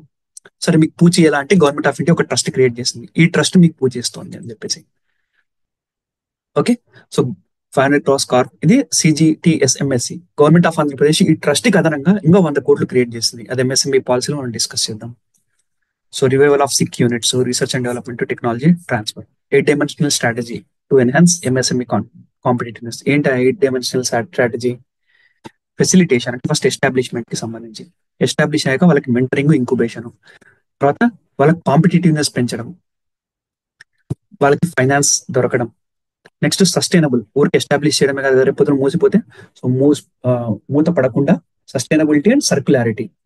Next import substitution or export promotion, అంటే అవసరం కుదిరినంతలో మనం వేరే చోట్ల నుంచి ఇంపోర్ట్ చేసుకోకుండా అండ్ ప్రొడ్యూస్ చేసిన దాన్ని ఎక్స్పోర్ట్ చేయడం. Cluster infrastructure development. ఇంక్లూజన్ అంటే ఏంటి? అన్ని కులాలు వాళ్ళందరికీ, ఎస్సీలు, ఎస్టీలు, బీసీలు, ఉమెన్, వీళ్ళందరికీ కూడా ఆపర్చునిటీ ఇవ్వడం. సో ఫస్ట్ ఎస్టాబ్లిష్ చేయాలి, తర్వాత మెంటరింగ్ చేయాలి, తర్వాత ఫైనాన్స్, తర్వాత వాళ్ళ కాంపిటేటివ్నెస్ పెంచాలి. నెక్స్ట్ వాళ్ళు మూతపడకుండా సస్టైనబిలిటీ ఉండాలి. అండ్ సర్క్యులారిటీ. సర్క్యులారిటీ అంటే ఏంటి? ఎనర్జీ ఎఫిషియెంట్ గ్రీనబుల్ ఎనర్జీ సైడ్ వాళ్ళని తీసుకెళ్లడం కానీ. నెక్స్ట్ ఇంపోర్ట్స్ తగ్గించిన, import substitution, export promotion. Next cluster infrastructure development, special assistance for inclusion. So motto ఏంటి? ఎంఎస్ఎంఈ పాలసీ కూడా 1 family 1 entrepreneur by 2030. MSME 8 guided principle. బుద్ధిజంలో చదవడం కదా మనం, అష్టాంగిక మార్గాలుగా అట్లాంటిది అనుకోవచ్చు మీరు ఒకరికి. ఫైనాన్షియల్ ఇన్సెంటివ్స్ యాక్చువల్గా నెగ్లెక్ట్ చేస్తాం, బట్ సిలబస్ లో స్పెసిఫిక్ గా మెన్షన్ చేస్తాం మనకి ఫైనాన్షియల్ ఇన్సెంటివ్స్ ఏంటి అని చెప్పేసి. ఓకే, ఫైనాన్షియల్ ఇన్సెంటివ్స్ అబ్జర్వ్ చేస్తే మనకి 4 types ఆఫ్ బ్యాండ్స్ క్రియేట్ చేశారు, 4 investment bands. Sub large projects, large, mega, ultra mega. Sub large, large, mega, ultra mega. So sub large project అంటే ఏంటంటే వాళ్ళు ఎంత ఇన్వెస్ట్ చేస్తున్నారు? Fixed capital, FCI. ఎఫ్సిఐ అంటే ఇప్పుడు నుంచి ఫిక్స్డ్ క్యాపిటల్ ఇన్వెస్ట్మెంట్, గుర్తుపెట్టుకోండి, fixed capital investment. So 51 to 500 ఉందనుకోండి, అంటే 50 కోట్ల నుంచి 500 కోట్లు, ఎందుకంటే బిలో 50 మనం ఎంఎస్ఎంఈ కేటగిరీ చేసేస్తాం. సో 51 to 500 అంటే సబ్ లార్జ్. 500 to 1000 అనుకోండి లార్జ్. 1000 to 5000 అనుకోండి మెగా. అండ్ మోర్ దాన్ 5000 ఉంటే ultra mega. So investment standard investment period ఏంటి? 2 years ఉండాలి. ఇది 3, 3, 4. So sub large, large, mega, ultra mega. Sub large అంటే 50 నుంచి స్టార్ట్ అవుతుంది కాబట్టి 50 to 500. 500 to 1000 large, 1000 to 5000 mega, greater than 5000 ultra mega. Standard investment period 2 years. 3 years, 3 years, 4 years. So ఇదేంటి sub large, large, mega, ultra, mega. మరి ఏమేమి incentives ఇస్తారంటే ఇక్కడ observe చేస్తే సబ్ లార్జ్ కి ఇవన్నీ ఇన్సెంటివ్స్ వస్తాయి. అండ్ ఈ 5 types ఆఫ్ ఇన్సెంటివ్స్ అన్ని ఇండస్ట్రీస్ ఉన్నాయి. ఏవేవి? For all 4 categories of investment.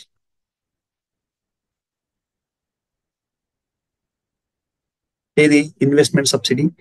PL అంటే ప్రోడక్ట్ లింక్డ్ ఇన్సెంటివ్ స్కీమ్ అని గవర్నమెంట్ ఆఫ్ ఇండియా తీసుకొచ్చింది. దాని కింద గవర్నమెంట్ ఆఫ్ ఇండియా ఇస్తున్న సబ్సిడీతో పాటు ఇంకొంచెం subsidy government of Andhra Pradesh add చేస్తుంది. నెక్స్ట్ డీకార్బనైజేషన్ అంటే గ్రీన్ ఎనర్జీ కోసము.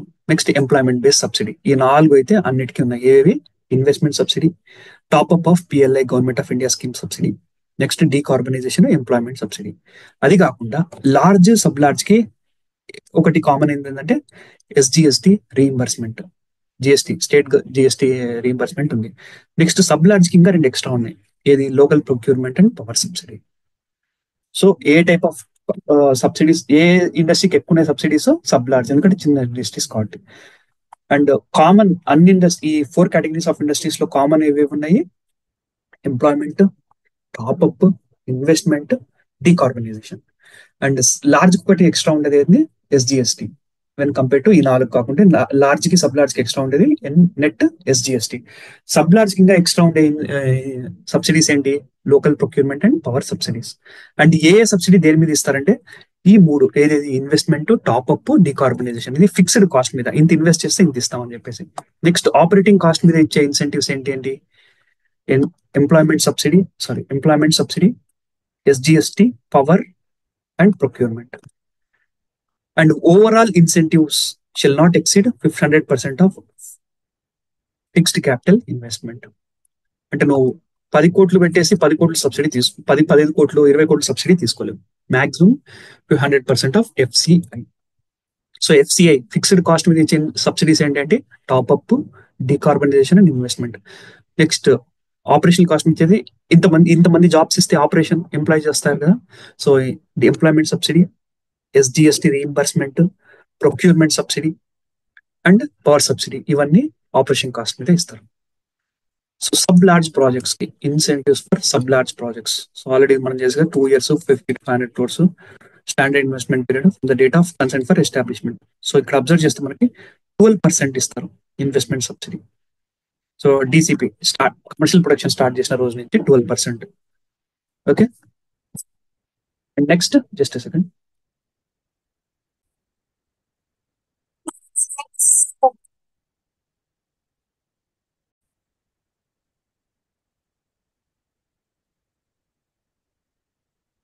So incentives for sub large projects. So investment subsidy మీకు కింద ముందే చెప్పాను కదా. Investment subsidy is given fixed capital investment. ఇది ఎంత? 12%. ఒకవేళ డిలే అయిందనుకోండి పర్ మంత్ ఈ 12% లో డిక్రీజ్ అవుతూ వెళ్తుంటది. If it there is a delay 12% లో పర్ మంత్ లాగా 0.5% reduction. And SC, ST, BC specially abled investors and women కి అడిషనల్ 5% సబ్సిడీ. అంటే వాళ్ళకి ఎంత? 12 + 5 17. అండ్ ఇది 5 installments లో ఇస్తారు from the date of commercial production. And ఇది ఇన్వెస్ట్మెంట్ సబ్సిడీ. ఇది నెక్స్ట్ గవర్నమెంట్ ఆఫ్ ఇండియా ఇచ్చే పిఎల్ఏ సబ్సిడీ కాకుండా ఇంకా ఏం మనం we are giving state government provides 10% total incentive announced under government of India scheme కింద 100 రూపీస్ ఇస్తే 10 రూపీస్ ఆంధ్రప్రదేశ్ ఇస్తుంది. At capped at that is capped at 5% of fixed capital investment. 5% of fixed capital investment. ఇది కూడా 5 equal instalments లో ఇస్తారు. Next employment subsidy. So ఇక్కడ ఒక ratio తీసుకున్నారు, employment to investment ratio. Greater than 5 అనుకోండి 10% of fixed capital investment. 3 to 5 9%, 1 to 3 8%, less than 1 no subsidy. So employment to investment ratio. So ఎక్కువ employment create చేస్తే ఎక్కువ ఇస్తారు. సో ఎంప్లాయ్మెంట్ అనే term లో it include both full time and contract employees. ఇది కూడా 5 installments లో ఇస్తారు. Next power reimbursement.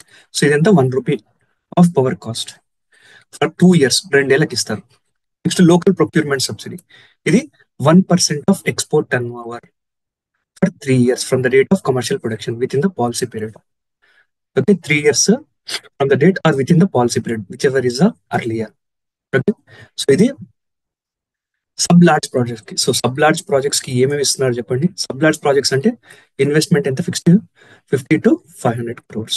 Standard time ఎంత 2 years committed standard investment time period. So ఇక్కడ మనకి ఏమేమి సబ్సిడీ ఇస్తున్నారు. ఫస్ట్ ఇన్వెస్ట్మెంట్ సబ్సిడీ, ఇది 12% ఇస్తారు. డిలే అనుకోండి 0.5% పర్ మంత్. ఎస్సీ ఎస్టీ వీళ్ళకి special, I mean SC ST BC women disabled వీళ్ళకి ప్లస్ అడిషనల్ 5% ఇస్తారు. ఓకే, 5 ఇన్స్టాల్మెంట్స్ లో. Next top-up of PLI, government of Andhra Pradesh 10% of total incentive announced under scheme.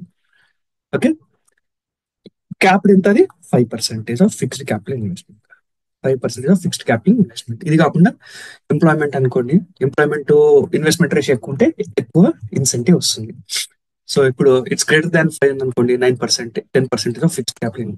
Greater than 5 10%, 3 to 5 9, 1 to 3 8, less than 1 no. Okay, and power వచ్చేసరికి 1 rupee per unit 2 years కి ఇస్తారు.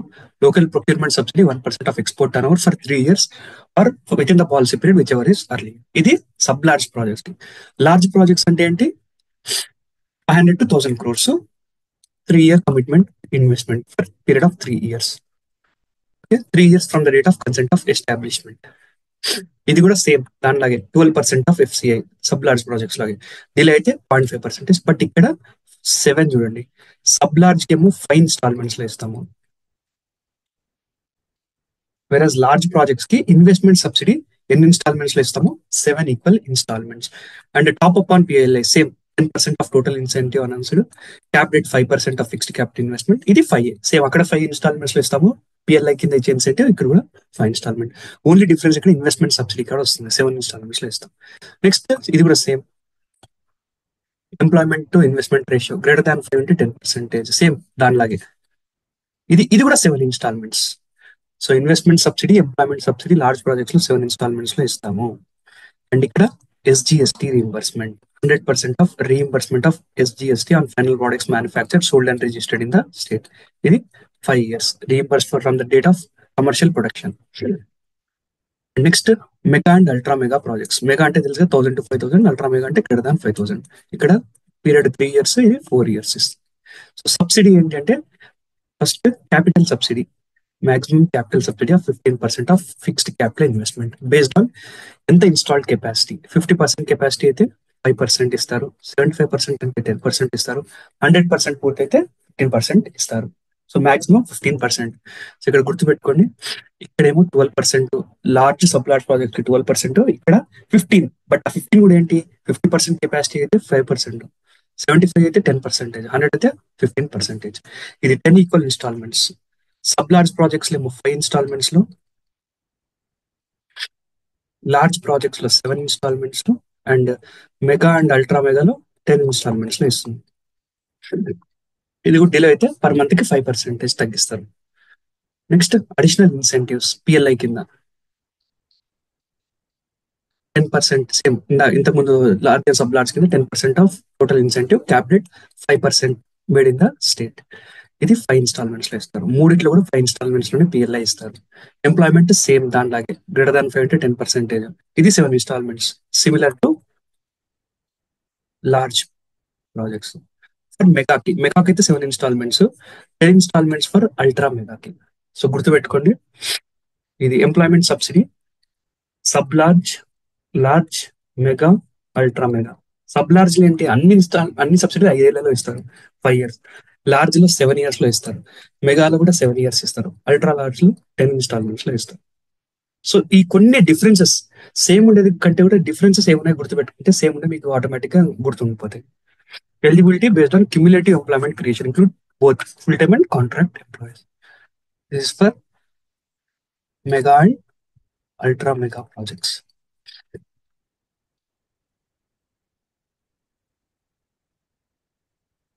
Okay, next standard incentives, decarbonisation subsidy.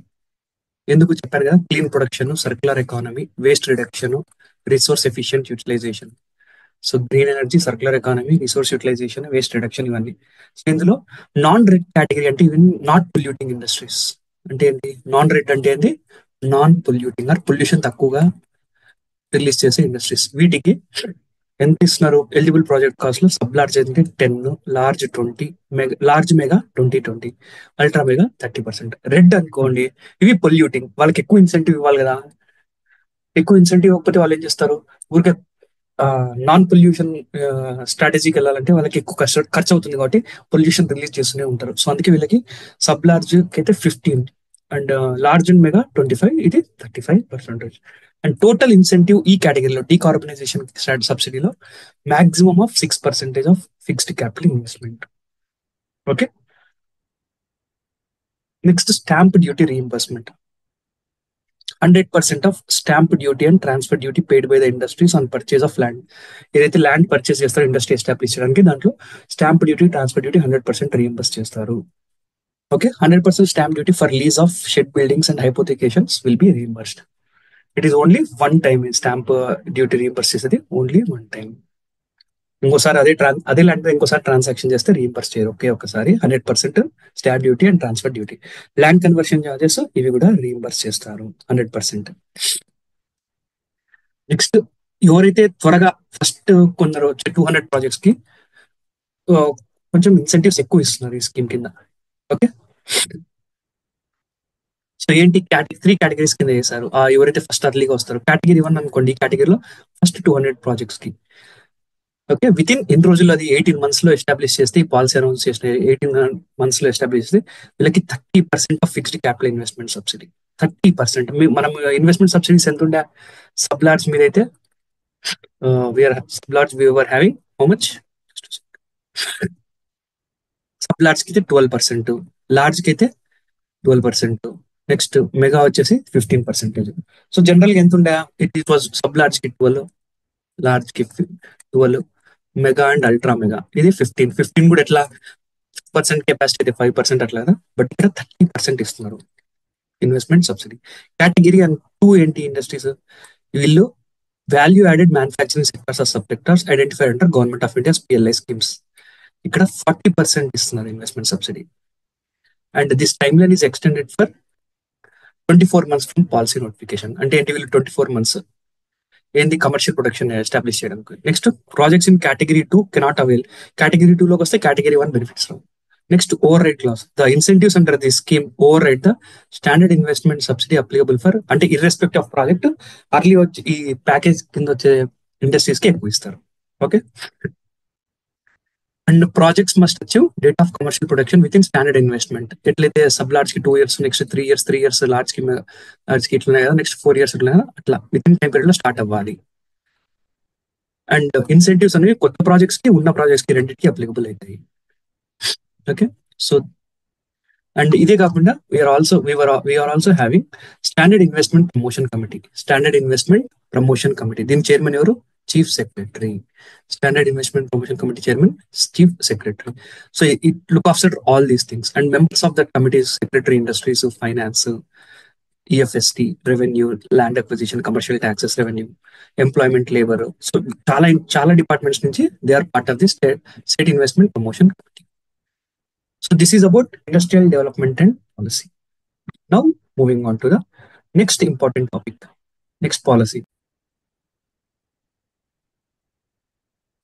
The next important policy, second policy, AP MSME and Entrepreneurship Development Policy. So, ఏంటి policy? AP MSME EDP 2024 to 2029. Okay. So ఇది age industrial development policy ఏమో 68, ఇది 69, same day. ఇది కూడా 26th October 2024. Okay, so let's see ఏంటి ఈ పాలసీకి సంబంధించి. First before that, MSME contribution ఎలా ఉంది గ్లోబల్ లెవెల్లో, నేషనల్ లెవెల్ అండ్ ఏపీ లెవెల్లో, అది ఈ పాలసీ మాట్లాడింది. గ్లోబల్ కాంట్రిబ్యూషన్ వచ్చేసరికి MSMEs contributes to 50% of GDP, 90% of business and 70% of global employment. అంటే ఎంఎస్ఎంఈస్ ఓవరాల్ ఇండస్ట్రీస్ లో లార్జ్ క్యాపిటల్ ఇండస్ట్రీస్ కంటే కూడా ఆర్ ఈక్వల్లీ ఎంత ఇంపార్టెంట్ చూడండి ఎంఎస్ఎంఈస్ అని. 50% GDP, 70% employment, 90% business world wide. And ఇండియాలో, ఇన్ ఇండియా ఇండియాలో ఈ సెక్టార్ సంబంధించి 30% GDP, 48% exports, 1.1 crore people, lakh employment, 63.4 million units, 33.4% of manufacturing output. So GDP ఎంత ఇండియాలో? 30%. మ్యానుఫ్యాక్చరింగ్ అవుట్పుట్ ఎంత? 33.4%. జాబ్స్ ఎన్ని? 1.1 crore. ఓకే, ఎక్స్పోర్ట్స్ ఎంత కాంట్రిబ్యూట్ చేస్తుంది? 48%. ఇవన్నీ ఎన్ని ఎంఎస్ఎంఈలు కాంట్రిబ్యూట్ చేస్తుంది? 63.4 మిలియన్ ఆర్ 6.34 crores. సో ఇండియాలో జీడిపి 30%, మ్యానుఫ్యాక్చరింగ్ 33.4%, జాబులు 1,10,00,000, ఎక్స్పోర్ట్స్ 48%. ఎన్ని ఎంఎస్ఎంఈలు? 6,30,00,000 ఎంఎస్సీలు, 34,00,000 MSMEs. Okay, and key sectors in state GDP. So projected growth of key sectors in state GDP. Okay, so ఎంత గ్రో చేయగలవు ఇన్ ప్రొజెక్టెడ్ ఈ MSMEs?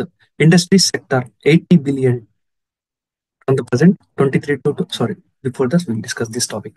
Okay, so first state Andhra Pradesh లో MSMEs గురించి 9.3 lakhs. ఇది ఆల్రెడీ ఇంతకుముందు మాట్లాడాము ఫస్ట్ స్టార్టింగ్ స్లైడ్స్ లో industrial development policy మాట్లాడుతున్నప్పుడు. అండ్ మధ్యలో 7 lakhs ఒక డేటా కూడా వచ్చింది, but will stick to 9.3 lakh registered MSMEs. Registered గుర్తుపెట్టుకోండి. ఇది కాకుండా 23 lakhs ఏమో అన్రిజిస్టర్డ్ కూడా ఉన్నాయి. ఓవరాల్ అయితే 23 lakhs సంథింగ్ ఉన్నాయి. సో దే కాంట్రిబ్యూట్ టు ఎంత ఎక్స్పోర్ట్స్ కి? 28.3 స్టేట్స్ ఎక్స్పోర్ట్స్ కి. జీడిపికి, జిఎస్డిపికి ఏమో 23.5% ఆఫ్ జిఎస్డిపి. రిజిస్టర్డ్ ఎక్స్పోర్ట్స్ ఎంత మన ఇండియాలో ఉన్న రిజిస్టర్డ్ ఎక్స్పోర్ట్స్ లో? It is around 3% of MSMEs. 100 ఎంఎస్ఎంఈలు ఉంటే అందులో 3.2 సంథింగ్ ఇండియా ఏపీలో ఉన్నాయి. సెక్టార్ 17% సర్వీసెస్ లో ఉంది. ఆల్రెడీ మనం మాట్లాడాం. స్టేట్ లో ఉన్న దాంట్లో ఎక్కువ సర్వీసెస్ లో ఉన్నాయి. అండ్ 21% మ్యానుఫ్యాక్చరింగ్ లో ఉన్నాయి. అండ్ 97% అనేది మైక్రో ఎంటర్ప్రైజెస్. అండ్ ఎంఎస్ఎంఈ ఇస్తున్న 100 జాబుల్లో 92 జాబులు ఎక్కడి నుంచి వస్తున్నాయి? ఏ ఎంటర్ప్రైజెస్ నుంచి? మైక్రో ఎంటర్ప్రైజెస్ నుంచి వస్తున్నాయి. Okay, and 70% of MSMEs are in top 12 districts. Top 12 districts. So ఆ 4 ఇంతకుముందు ఉన్న మన 13 డిస్ట్రిక్ట్స్ లో ఒక డిస్ట్రిక్ట్ లేదంటే టాప్ 12 డిస్ట్రిక్ట్స్ ఉంటాయి. అది చూసుకోండి ఒకసారి. Okay, moving on. Sorry, this is in 26 districts లో. మన ప్రజెంట్ 26 డిస్ట్రిక్ట్స్ లో these are top 12 district. And manufacturing as of August 20, only manufacturing గురించి మాట్లాడుతున్నాను నేను ఇక్కడ. 1,89,724, 1.89 lakhs manufacturing MSMEs. So total around 9.3 lakhs ఉంటే అందులో 2 అనుకోవచ్చు. So 1.89 lakhs. అంటే ఈ మ్యానుఫ్యాక్చరింగ్ లో ఏ సెక్టర్ లో ఎక్కువ ఉన్నాయి? ఫుడ్ ప్రాసెసింగ్ లో ఎక్కువగా ఉన్నాయి. ఆంధ్రప్రదేశ్ లో ఉన్న 1.9 lakhs, 1,90,000 మ్యానుఫ్యాక్చరింగ్ ఎంఎస్ఎంఈస్ లో ఫుడ్ సెక్టార్ లో ఎక్కువగా ఉన్నాయి ఆ ఎంఎస్ఎంఈస్, 32%. నెక్స్ట్ తర్వాత textiles, wood, non metallic. So food, textiles, wood and non metallic minerals.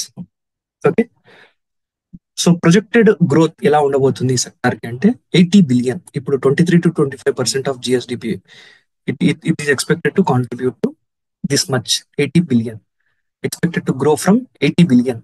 Okay, అక్కడి నుంచి 80 billion to it is expected to reach 760 billion. అంటే ప్రజెంట్ ఎంత స్టేట్ జిఎస్డిపికి ఈ రెండు 23 to 25 మధ్య ఊగిసలాడుతుంది కాంట్రిబ్యూషన్.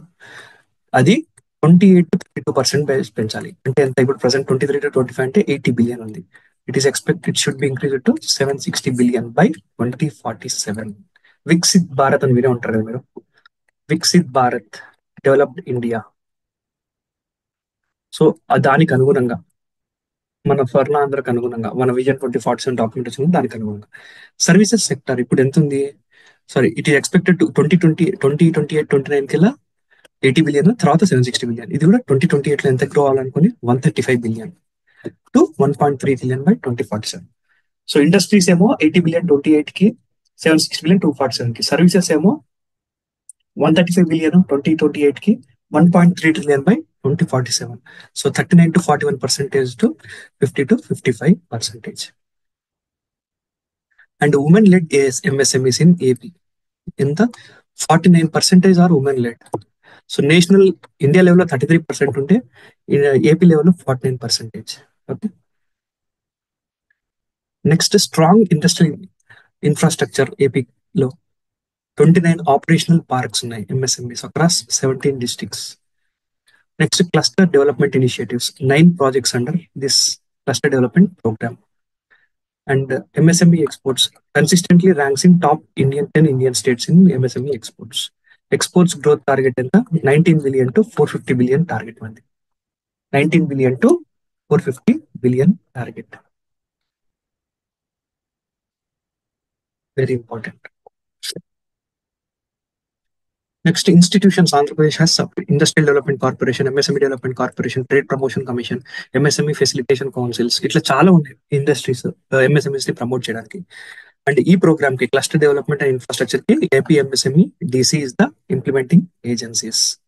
అండ్ ఫార్మలైజేషన్ కోసం we have done MSME formalisation survey. ఎందుకు ఫార్మలైజేషన్ జరుగుతున్నది, వాళ్ళకి రేపు డబ్బులు కానీ ఏమైనా అని వస్తాయి. Okay, MSME formalisation survey.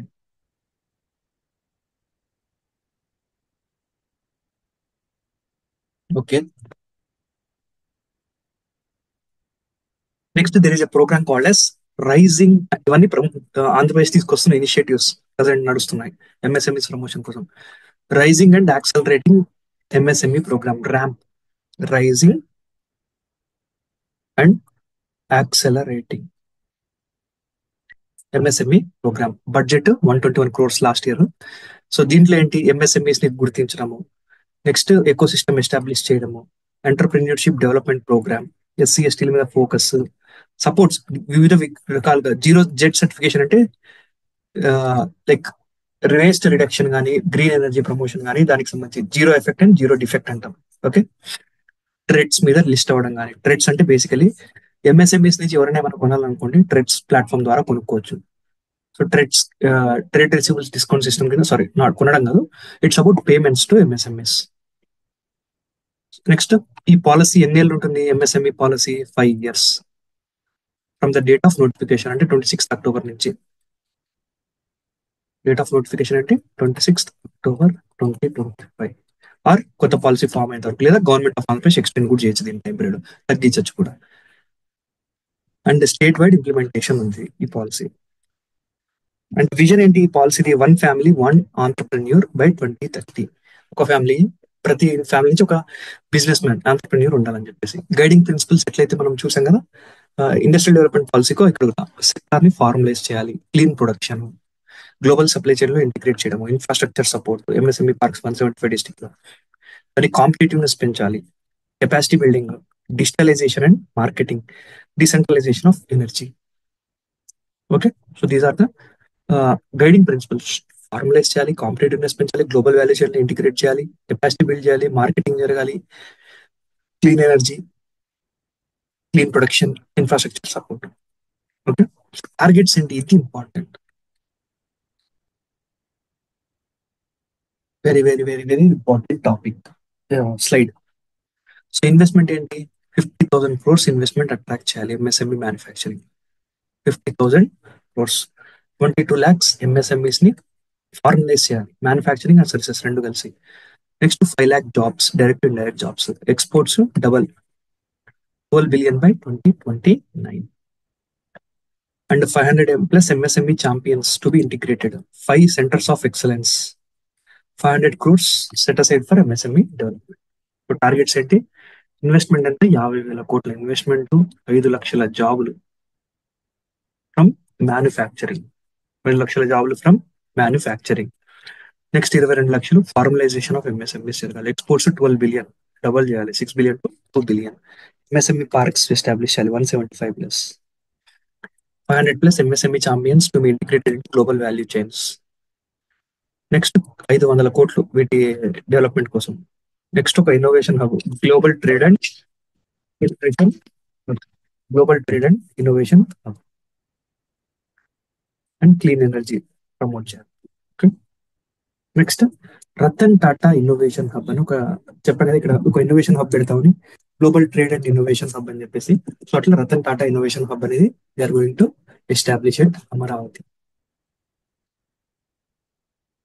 So ఇది కాకుండా we will be having zonal hubs.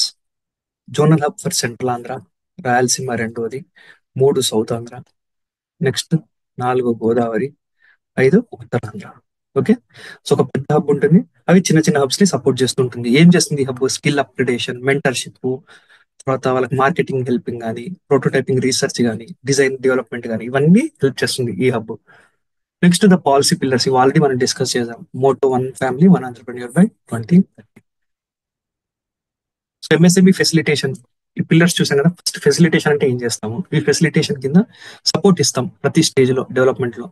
Next ఒక హెల్ప్ లైన్ పెడుతున్నాం, CM Udyami helpline, MSMEs కి సంబంధించిన గైడెన్స్ ఇన్ఫర్మేషన్ కోసం. Next entrepreneur capability centers, 25 districts లో ఒక్కొక్క డిస్ట్రిక్ట్ లో ఒకటి, ప్లస్ ఒక స్టేట్ సెంటర్ అమరావతిలో ఎస్టాబ్లిష్ చేస్తున్నాం.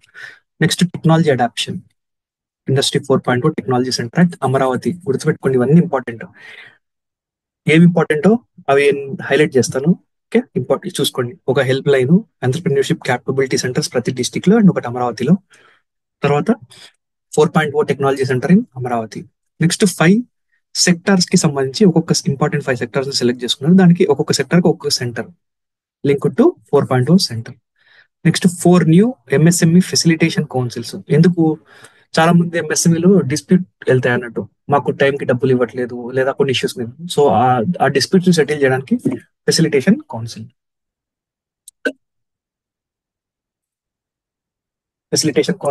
ఎస్టాబ్లిష్ చేస్తారు. Next online dispute resolution system, self certification. So all these things, ఇది ఫెసిలిటేషన్ పిల్లర్ కింద. Next incubation, acceleration and mentorship. Incubation, acceleration and mentorship. So incubation అంటే బేసికలీ మెంటరింగ్ కి సంబంధించింది ఇదంతా. ఈ హబ్ అండ్ స్పోక్ ఇదంతా ఒకసారి చూసుకోండి.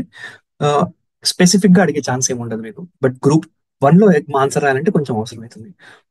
ప్రతి రూరల్ ఏరియాలో ఒక tech business incubator per district, sorry ప్రతి డిస్టిక్ లో ఒక టెక్ బిజినెస్ ఇంటిగ్రేటర్ రూరల్ ఏరియాలో ఎస్టాబ్లిష్ చేస్తున్నారు ఇక్కడ. నెక్స్ట్ కాంపిటేటివ్నెస్ ని, యూనిట్ లెవెల్ కాంపిటేటివ్నెస్ ని ప్రమోట్ చేయడానికి. So industry and academics collaborations 75% per project financial assistance ఇస్తారు, 5 లక్షల. ఓకే. నెక్స్ట్ కరెక్ట్ ఎంప్లాయీస్ ని చూస్ చేసుకునేందుకు ఒక ప్లాట్ఫామ్ క్రియేట్ చేస్తున్నారు, called as AP future skills connect platform. ఇది వెరీ వెరీ ఇంపార్టెంట్. ఏం చేస్తుంది ఇది? లిస్ట్ అవ్వచ్చు. ఫర్ ఎగ్జాంపుల్ నాకు స్కిల్స్ ఉన్నాయి అనుకుంటే నేను అక్కడ లిస్ట్ అవుతా, సో దట్ నన్ను హైర్ చేసుకోవడానికి నేను కనపడతా. బేసికలీ మన Naukri.com ఇట్లా ఉంటాయి కదా, ఇప్పుడు లింక్డ్ఇన్ ఆ టైప్స్ అన్నట్టు. ఒక రకంగా స్కిల్ గ్యాప్ ని ఐడెంటిఫై చేసి ట్రైన్ చేయడానికి match making portal, so that వాళ్ళు ఎంప్లాయ్మెంట్ తీసుకోవచ్చు. Next 100% employer EPF contribution support for medium enterprises up to 1 lakh per year. ఈ ఈపీఎఫ్ కింద జనరల్ గా మనం ఎంప్లాయర్ అంటే ఏంటి? ఎంప్లాయ్ చేసి ఎవరైతే జాబ్ చేస్తున్నారో అతను, ఎవరైతే జాబ్ ఇచ్చారో వాళ్ళిద్దరు కూడా ఈపీఎఫ్ కింద కాంట్రిబ్యూట్ చేయాలి సర్టెన్ అమౌంట్. సో అందులో 100% for medium enterprises up to 1 lakh per year contribute చేస్తుందంట. Next skill upgradation incentives, 5,000 per person for micro unit, 10,000 per person for small unit, 5,000 per person for micro units, 10,000 per person for small units. ఇందులో కూడా ప్రతి person ఉండదు, around 20% ఎంత ఉంది. Okay. And ONDC, open network digital commerce, వీటి మీద list అవ్వడం కానీ. So this is the incentives, startup stage నుంచి early stage, growth stage, expansion stage. ఒక్కొక్కటి రూరల్ ఇంక్యుబేషన్ సెంటర్స్ ప్రతి 20 డిస్ట్రిక్ట్స్, ఒక్కొక్క డిస్ట్రిక్ట్ లో ఒకటి అని చెప్పాను. Next district capability centres, next 10 extension centres, next zonal hubs మాట్లాడాను కదా, అమరావతిలో ఒకటి ఉంటుంది, south Andhra, central Andhra, north Andhra, Rayalaseema, ఇట్లా ఇట్లా north, south, central, Krishna Godavari, Rayalaseema. Okay. Next acceleration centres 2 ఈ స్టార్ట్అప్ స్టేజ్ లో, ఒకటి తిరుపతిలో, ఒకటి వైజాగ్ లో. నెక్స్ట్ అర్లీ స్టేజ్ లో వచ్చేసి స్టేట్ క్యాపబిలిటీ సెంటర్ అమరావతిలో. This is the administration centre for district capability centres. Next technology centres, Vizag and Amaravati. ఇక్కడ స్టేట్ క్యాపబిలిటీ సెంటర్స్ అమరావతి మాత్రమే, technology centres Vizag and Amaravati. ఇక్కడ acceleration centre Tirupati and Vizag. So ఇది ప్రోటోటైపింగ్ వర్క్ షాప్స్ కి. Next Ratan Tata innovation hubs overall guidance కి. Okay. Next pillar 4 finance accessing ఎట్లా అని. So ఖచ్చితంగా state public sector units and large companies ఈ TReDS platform మీద ఖచ్చితంగా the need to list. And ఈ ట్రెడ్స్ ప్లాట్ఫామ్ ని ఆపరేషనలైజ్ చేస్తుంది డిఫరెంట్ ఇన్స్టిట్యూషన్స్, డిఫరెంట్ కంపెనీస్ ఉన్నాయి, వాళ్ళతో కొలాబరేట్ అయ్యి ఎంఎస్ఎంఈ ఆ పోర్టల్ లింక్ అయ్యేటట్టు ప్రమోట్ చేయడం. MSMEs receivable financing. Next Andhra Pradesh credit guarantee scheme చెప్పా కదా. ఈ central credit guarantee trust for MSMEs central government scheme implement చేస్తుంది 500 కోట్ల సమ్ అమౌంట్ తో. అందుకు కాకుండా 100 crores తో ఆంధ్రప్రదేశ్ సపోర్ట్ చేస్తుంది.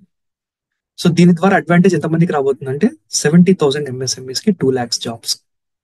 Okay. Next month 6% interest subsidy ఇస్తున్నారు. ఏవైతే ఎంఎస్ఎంఈస్ దివాలా తీసే పరిస్థితుల్లో ఉన్నాయో 6% interest subsidy up to 2 lakh per year for 3 years. And అట్లే వాళ్ళకి ఒక 3 ఏళ్ల వరకు ట్యాక్స్ పే చేయకుండా బెనిఫిట్స్ ఇవ్వడం కానీ, energy up to 5 lakhs energy bill మీద ఇంట్రెస్ట్ లేకుండా పే చేయమని చెప్పడం కానీ, ఇటువంటి కొన్ని ఇస్తున్నారు. ఓకే.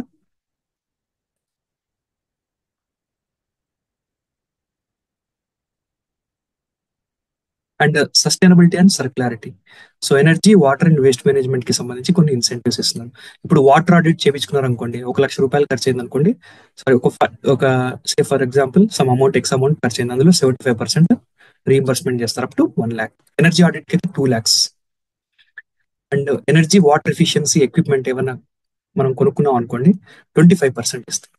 ఆడిట్ కి 75%, ఇది 25%. అందులో మైక్రోకి అయితే 20, స్మాల్ కి 40, 50 మీడియం కి అయితే. Next rooftop solar programme promote చేస్తున్నారు. నెక్స్ట్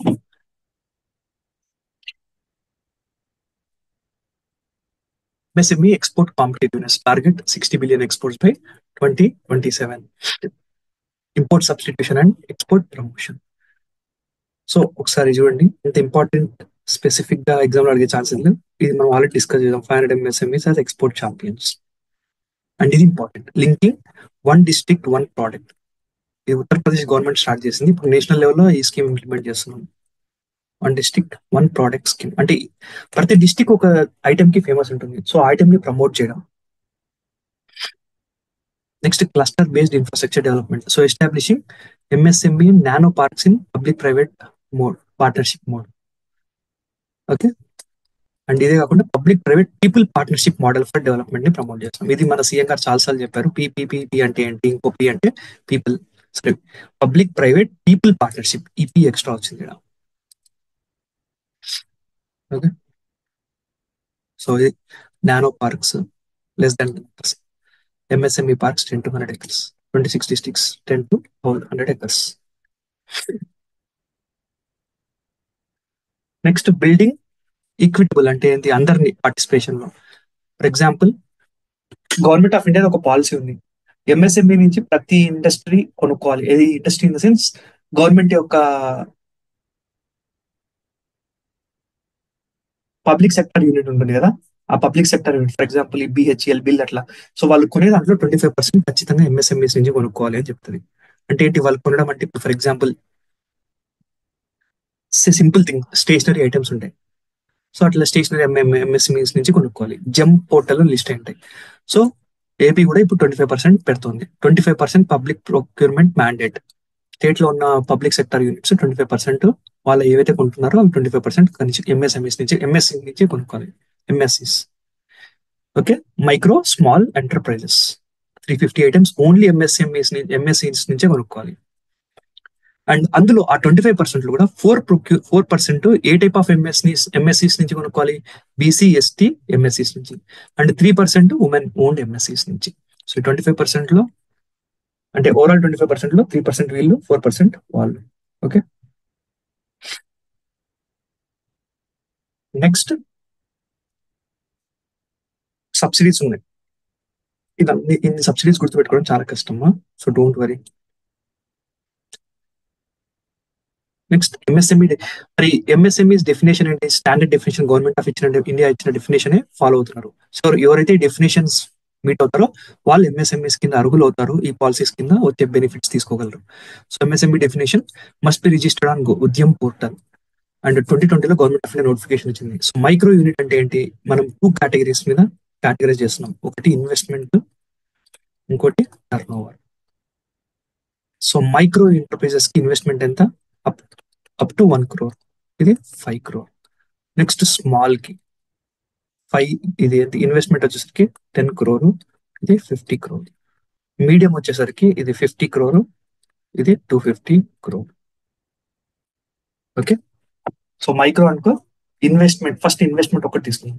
మైక్రో ఇది 1, ఇది 10, ఇది 50. సో 1, 10, 50 ఇన్వెస్ట్మెంట్ అయితే. నెక్స్ట్ టర్న్ ఓవర్ అనుకోండి, 1, 10, 15 గా 5, 50, 250. 10 into 5, 50 into 5, let's say 1 into 5. So 5 times వేసుకోండి అంతే కదా. సో ఫస్ట్ గుర్తుపెట్టుకుంటే second easy. 1, 10, 50 investment. Turnover అనుకోండి, ఇంటూ 5 times వేసుకోండి investment. So 1 into 5, 10 into 5, 50 into 5. Okay. Next startup definition కూడా మనం గవర్నమెంట్ ఆఫ్ ఇండియా ఇచ్చిన definition, eligible for 10 years from incorporation. అంటే ఏంది, 2020లో ఏదైనా ఎస్టాబ్లిష్ చేస్తే 2030 వరకు అది స్టార్ట్అప్ డెఫినేషన్ కిందకి వస్తుంది. అండ్ అది ప్రైవేట్ లిమిటెడ్ కంపెనీ కానీ ఏదో ఒకటి, ఇందులో ఏదో ఒకటి ఉండాలి. టర్న్ ఓవర్ ఎస్టాబ్లిష్ చేసిన ఫస్ట్ ఇయర్ నుంచి 10 years వరకు ఒక్కసారి కూడా 100 crores దాటిండకూడదు. దాటితే తనకి స్టార్ట్అప్ అనం. అంటే గవర్నమెంట్ ప్రకారం, బయట స్టార్ట్అప్స్ అంటుంటాం కానీ గవర్నమెంట్ ప్రకారం. అండ్ ఇన్నోవేషన్, దీని మీద ఫోకస్ ఉండాలి, ఇన్నోవేషన్ డెవలప్మెంట్ మీద అట్లా. So incentives only for MSMEs engaged in manufacturing. Total incentive cannot exceed 175%. Industrial development పాలసీలో 100% ఉంది, ఇక్కడ 75% ఆఫ్ ఎఫ్సిఐ. అండ్ అది కాకుండా have this incentives. And specific గా ఎంఎస్ఎంఈ ఇన్సెంటివ్స్ అండ్ సిలబస్ లో లేదు. So no need to worry, if you want you can go through. But I say that అంత గుర్తుపెట్టుకునే ఛాన్స్ ఉండకపోవచ్చు మీకు. ప్రతి ఇన్సెంటివ్ ఇండస్ట్రియల్ డెవలప్మెంట్ పాలసీలో ఇండస్ట్రీ ఇన్సెంటివ్స్ అని చెప్పారు కాబట్టి అది డీటెయిల్ గా చెప్పాను. ఇక్కడ అబ్జర్వ్ చేస్తే న్యూ ఎంటర్ప్రైజెస్ కి ఆల్మోస్ట్ ఇవన్నీ ఇన్సెంటివ్స్ ఉన్నాయి. ఎక్స్పాన్షన్ ఆఫ్ ఎంటర్ప్రైజెస్ కి కూడా ఆల్మోస్ట్ ఇవి ఉన్నాయి, ఎక్సెప్ట్ స్టాంప్ డ్యూటీ లేదు, ఎందుకంటే ఆల్రెడీ ఉంటుంది కాబట్టి ఆ industry. So there is no stamp duty for incentive for expansion of enterprises. And we are having commissionerate of enterprises. ఎట్లయితే స్టేట్ ప్రమోషన్ కౌన్సిల్ ఇందాక మనం చూసామో అట్లా lead agency for policy implementing, coordinates కానీ implement government of India schemes like Vishwakarma and ట్రామ్ scheme. District industrial officers district లెవెల్లో implement చేస్తారు. MSME development corporation and cluster development programmes implement చేస్తుంది. We are having state level empowered committee chaired by Secretary Industries and Commerce. So all these things. With this, 2 policies have been completed. 2 policies complete అయిపోయాయి మనకి. Okay, thank you.